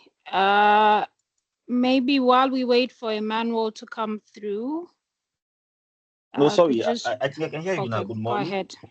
Okay, go ahead. Yes, we can good hear morning, you. Go please. ahead. Good morning. Yeah, sorry, my name is Igo Emmanuel. I'm the chairman, Minute House Nigeria Limited. Yes, I joined this wonderful initiative from Abuja, Nigeria. Let me start by congratulating the initiators of this webinar this morning. Like, it's very enlightening, it's very wonderful. Especially for the presenters and the guests too.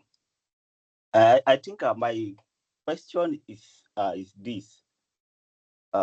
Personally, I think there's never a time where African organizations are short of brilliant ideas.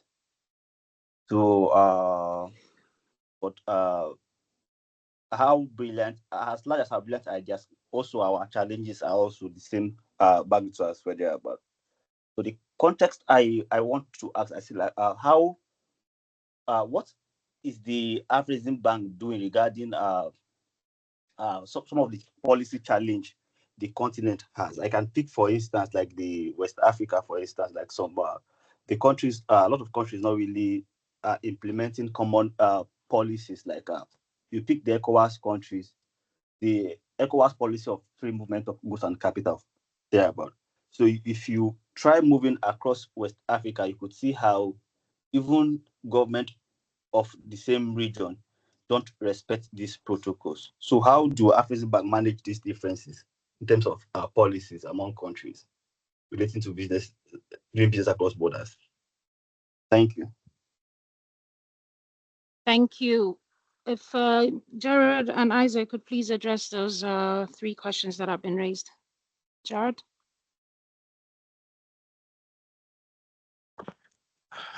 Thank you very much. I will plead that maybe Matimba, you help me with the first one. I didn't really capture the question, so I'll leave that for the end. But I want to speak about, and it's good we are talking about ideas and so on. We as a Afrexim Bank, we move from ideas to execution. There was a question from Juma, South Sudan, talking about South Sudan being a high risk country and so on and so forth, and maybe on the risk scale, it is perceived to be too high. But I just wanted to inform this audience that we are doing a number of things in South Sudan. We are taking risk in South Sudan. We went in 2017. At that time, if I recall very well, I couldn't recall any development finance institution that was active in that market, but we went in Juma, I don't know whether you recall, the refined petroleum market was completely fractured. There was no formalization to a large extent and so on. I know that the challenges persist to this day, but slowly we are learning to work towards long-term solutions as we are dealing with the short-term challenges.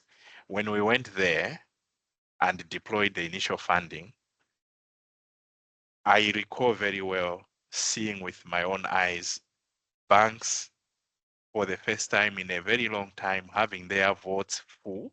So they called the Central Bank of South Sudan, the Bank of South Sudan, that they didn't have anywhere to put the cash because refined petroleum was now being financed and traded in formal channels and not informal. And for the first time, that cash was now going to banks. The foreign currency for importing was being railroaded through Afreximbank, and we tried and to a certain extent achieved that formalization during that time. It was a visible impact. I'm just trying to demonstrate that we stand for Africa. We do not shy away from problems. We take them head on. We are a bank. We have our risk acceptance criteria. There are things that we can do, and where there are challenges, we have to structure and so on and so forth. Beyond the refined petroleum, we did a number of things on the crude oil trading. We also now went into a collaboration with the government to identify non-oil sectors to start the process of diversifying the economy. South Sudan has rich arable land. Agriculture can be a big thing, things like sugar and cane and so on and so forth. There were studies that were done. The reports were issued. They need to be updated. There are projects that have to be rolled out. We did something in the civil aviation industry. South Sudan did not have some very important security systems for airlines to rely upon the market being safe in terms of scanning, screening, and so on. A successful project that we rolled out, noting that the road network had challenges and therefore air travel was very critical. We just had to make sure that the country adopted this international benchmark in terms of civil aviation travel. We are doing a number of things along the borders. We have financed the building of roads in the country. I know that it's not sufficient because we are coming from a low base, but just to showcase that we have never shied away from Africa because we are an African institution. We understand the risks. I'm not saying that anything can be done, but we do tackle challenges. That's in our DNA. So as we speak, we also have a pipeline of transactions for South Sudan, and we do propose to borrowers on how to mitigate the risk. I hope that that is very clear. So the answer is we can look at it. There are challenges, yes, but we have to find strong mitigation mechanism. And where we have found that mitigation instrument, we have done transactions in South Sudan. To Emmanuel's question on the need to support policy, maybe alignment and harmonization and so on, we do have under our Intra-Africa Trade Bank, we have two main sections. We have the financing side where we support trade and investment and corporate finance for Intra-Africa in the intra-Africa space, but we also have a trade facilitation unit. It has a number of areas, including Matimba's department that looks at investment, promotion, and so on. But trade facilitation is also very key because to build a robust African market, we have to make sure that policies are harmonized, borders, the frictions, the non-tariff barriers at the borders are put down. I spoke about transit guarantees, container guarantees, and other initiatives that we are rolling out. All that is being done through the trade facilitation department that works very closely with the regional economic communities as well as the African governments to see how can we build an attractive, robust, and harmonized African market predicated on a robust regional economic communities, because trade originates at regional level. It is regional. Then we can now continentalize some of these things. So we have a lot of programs. I do invite you to also check some of the press releases that we issue and so on. You see that we are very active in the space of trade facilitation, policy building, and also trying to develop some of the new African continental industries in the auto and of course other sectors. Thank you. Matimba, maybe you can help me with the first one. I didn't really get the question. The first one was actually for Isaac. It's in relation to the 30 million minimum requirement for project preparation. Isaac, if you could please take that one. Yes.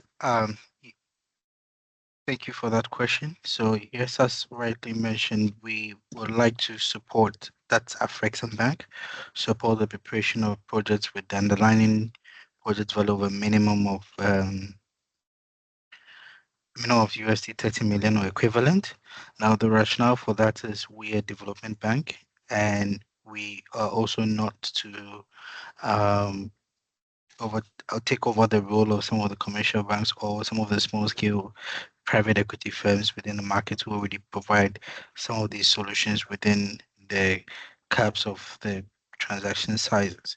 And it's also important to also take note of the fact that irrespective of sometimes the underlying project values, some transaction facilitation costs are fixed, and to make sure that it's reasonable and it's a value add for undertaking this process, then you want to really align the two in terms of the deal sizing. But however, I did mention that if the project value is below and there's a very good justification for that, we are also able to take it forward, or also work with our SME team on how best they can support in such areas. Thanks. Thank you, Isaac.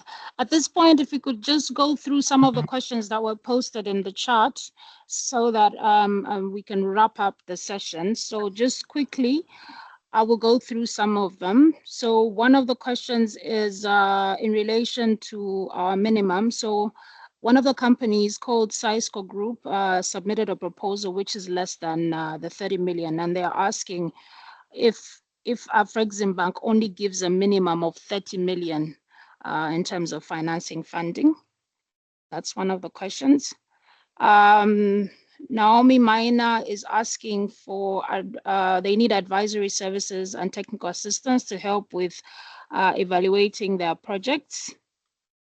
We also have a question for where to submit feasibility studies, projects, who should they be addressed to? I believe Mr. Nsomba in his presentation did provide an email address where those could be sent, but he will also address that as he responds to some of these questions. We also have a question requesting for contacts in Kampala. We can make those available. And also, I think the other questions are in relation, I think have been addressed. There's a question about the 30 million investment funding. I think we addressed that in the presentation. Generally, and then a request for us to kindly explain how FEDA works, what an investor needs to know to get FEDA support. And then from Tali Juma, who would like to understand, being a high-risk country, the risk mitigation strategy. I think that was addressed as it was actually asked. Then there's a request for mentors in business and coaches. And also, I think we did address questions related to South Sudan. We've also got questions about our address in Kampala, which we'll share. And lastly, what is Afreximbank's position on supporting organizations that build a supportive environment for greater trade and investment but are not direct economic investments? I'm not sure I understand this question very well. This is coming from Mukwano, ICD. And I think those are more the questions from the group. Some of them were answered directly from our speakers in the chat, and others have been addressed as we were speaking. So maybe if you could, Jared, just wrap up in terms of the questions that were asked. I'm conscious of time. Just give a general overview, answer those questions, and then maybe make some final remarks on the basis of the general conversation. And the same for you, Isaac. I think I do not have much to say. We tried to respond to some of the questions. I hope that the responses can still be accessed. I think there's still a hanging issue on the 30 million. Please note that I don't know whether it is now on the debt or project preparation, but if it is straight debt where somebody wants to borrow, then 30 million is not the minimum. 30 million is the investment, the minimum investment that the project preparation facility can take on board, because they seek to maximize impact. But in terms of us lending, then minimum really transaction limit is $5 million to effectively process. So let's decouple these two issues. I've seen that it has kept on surfacing here and there. We have spoken about South Sudan and other high-risk markets. We are a child of Africa, so this is our market. Let's find ways of working together to address the risks, and as long as we can de-risk them sufficiently to meet our lending criteria, then we do not shy away from transactions. What I may also note, Matimba, is that there is need to find ways of supporting those who are in the agri space. It appears it keeps coming on: mushroom value chain, cashew, avocado, and so on.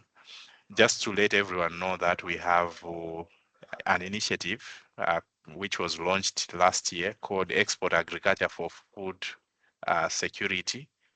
We as Africans, we don't even know how to grow food to feed each other on the continent. So most of the staples are being bought from very far off regions. What we grow is for export outside of Africa. So we are working with partners to make sure that we promote production of food and other agricultural produce to be traded in Africa and exchanged, so that we can start indeed at a great extent feeding the continent. This initiative was born after what we went through when the Black Sea region went volatile, and the food insecurity became very high in the continent. So the bank, working with some of its partners, including World Food Program and others, said the best way is to make sure that we start growing food in the continent and find mechanisms for supporting the production through export trading companies and so on, and also financing the trade in the region. So all these inquiries on mushroom, avocado, cashew, and so on, let's have some firm proposals, and we look at them and see if they can fit under the Export Agriculture for Food Security initiative. Apologies, I do not want to take much of your time. It was very insightful and engagement on my part, and we will take through some of these good opportunities outside this discussion. Thanks, Matimba, and thank you, everyone. Thanks a lot, Jared. May I kindly ask that for the questions maybe we may not have addressed, that you could maybe address them in the chat due to time limitations. Isaac, I don't know if there are any questions that were not answered from your end before I give the floor for the closing remarks. No, I think, thank you, Matimba. So I think most of the key elements of the project preparation have been presented in our slides, and then further clarifications from the Q&A sessions. But should anyone have any further questions, they can put them in the chat, and then we can try and respond. Also, there's no hesitation in trying to reach out, no matter what's based on the criteria requirements that we have outlined. If you still believe your project is unique, and you'll be happy to have a conversation, and then we can look at how to structure some of them, even if they don't meet some of the key requirements.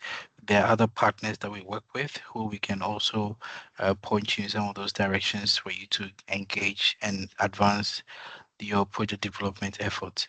So it's been a pleasure presenting to you all and hearing some of your questions, and also it's interesting to know there are quite a number of projects under development, which we are happy to support. So looking forward to some of the opportunities that will come out of this webinar. Thank you.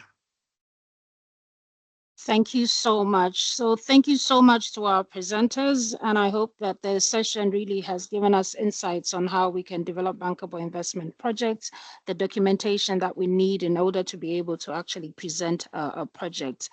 So on that basis, I think if some of you would like, I know that one of the questions was like, would like to rework some of your proposals, please do so, and we'll look at them on the basis of what we've shared today.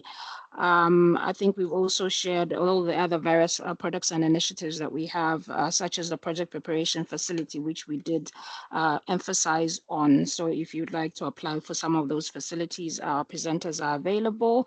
I think we will share the presentation, which also has our contacts. Allow me now to just call upon the Executive Director for the East African Business Council, Mr. John Bosco Kalisa, to please make his closing remarks.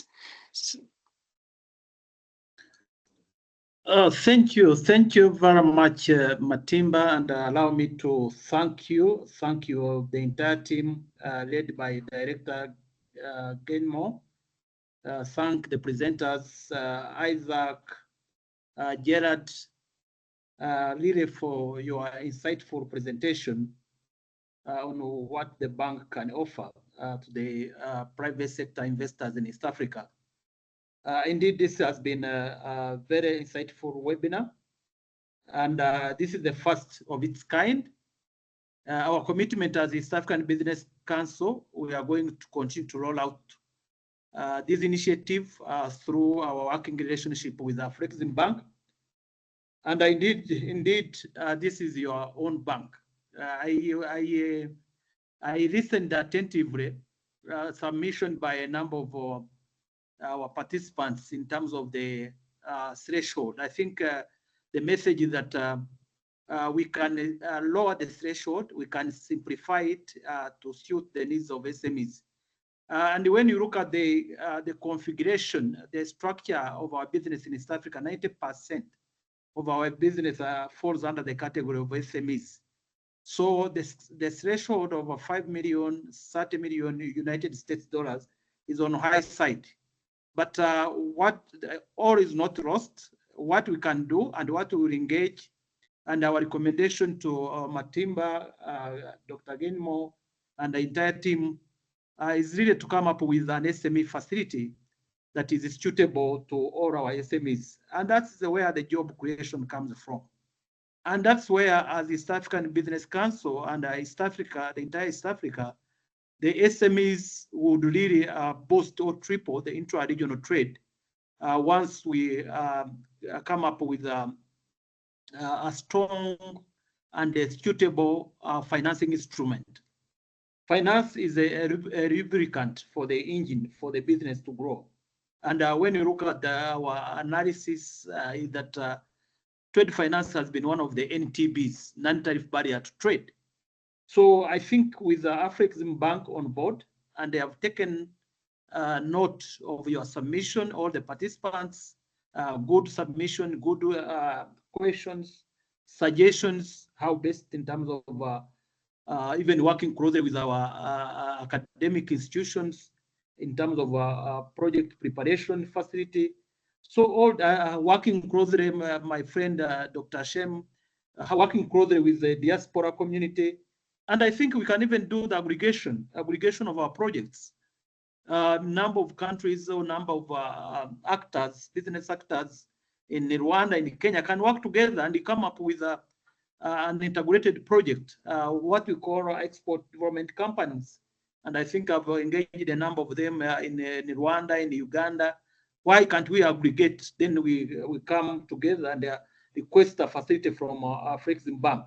Then we can take export to other regions. Currently, East African Business Council, we are working with West Africa, our counterpart in West Africa, and we are looking at the market synergies, market complementarities, what we can offer and what they can offer. So those engagements are very critical, and let's continue our engagement. Let's continue these discussions. My good brother Juma Charles, you will recall that South Sudan is no longer a risk country. Please, this is again a perception. In Feb, we had a Juba Investment Forum, and the number of development, including Afrexim Bank, are already on the ground. So they can provide financing for South Sudan viable projects. The same in the Federal Republic of Somalia, Mogadishu. There are a number of viable projects, aquaculture, blue economy, orange economy, the creative sector. So all these are opportunities, but we need to work together. We need to develop synergies. We need to develop partnership, public-private partnership. And then we bring in our bank, as the Afrexim Bank, to provide the funding. Not only funding, but even technical support, technical advice, and assistance. One thing that maybe I need to clarify, I recall the FEDA is not in Kenya. FEDA is housed in Rwanda. We'll have, again, EABC is committed to start sensitizing how to access FEDA. That is a fund for export development and a guided initiative. We've already developed the concept. We want to start sensitizing our members across the region on how to access the export facility, especially for those farms currently that are exporting under guided trade initiative. We have Ijire Coffee in Rwanda has already started exporting to Ghana. We have the tea here from Kenya exporting to Ghana. We have Saiso from United Republic of Tanzania. They're exporting to Morocco. So trade is happening. My message is that trade is happening, and the Afrexim Bank is there to unlock this trade. So let's work together. Let's continue to share the information. EABC is there for you, and we will continue to give you sufficient information, and we will continue to work with Afrexim Bank to ensure that the areas, the ideas you've already well articulated can be translated into viable and suitable projects for funding. With that, asanteni sana. Thank you very much. Again, my congratulations to Afrexim Bank. My congratulations to my team led by Patrick Moshi for the wonderful webinar. I was looking at the number, more than 150, and others were almost coming in. So this is the way to go. This is the way to go for the region. This is the way to go for EABC. Asanteni sana. Lovely. Thank you so much. Indeed, to echo the words of some of the speakers, Africa is not poor. We have only Africa can develop itself. So let's continue this engagement. Let's continue interacting. We've shared our contacts. We will share the presentations and hope to see you at the next webinar. So ladies and gentlemen, that concludes our event today. Thank you very much, and hope to see you at the next webinar that we organize with the East African Business Council. Thank you and bye-bye. Bye team. Thank you very much, Matimba, for the wonderful work. Thank you very much. Have a good day. Thank you.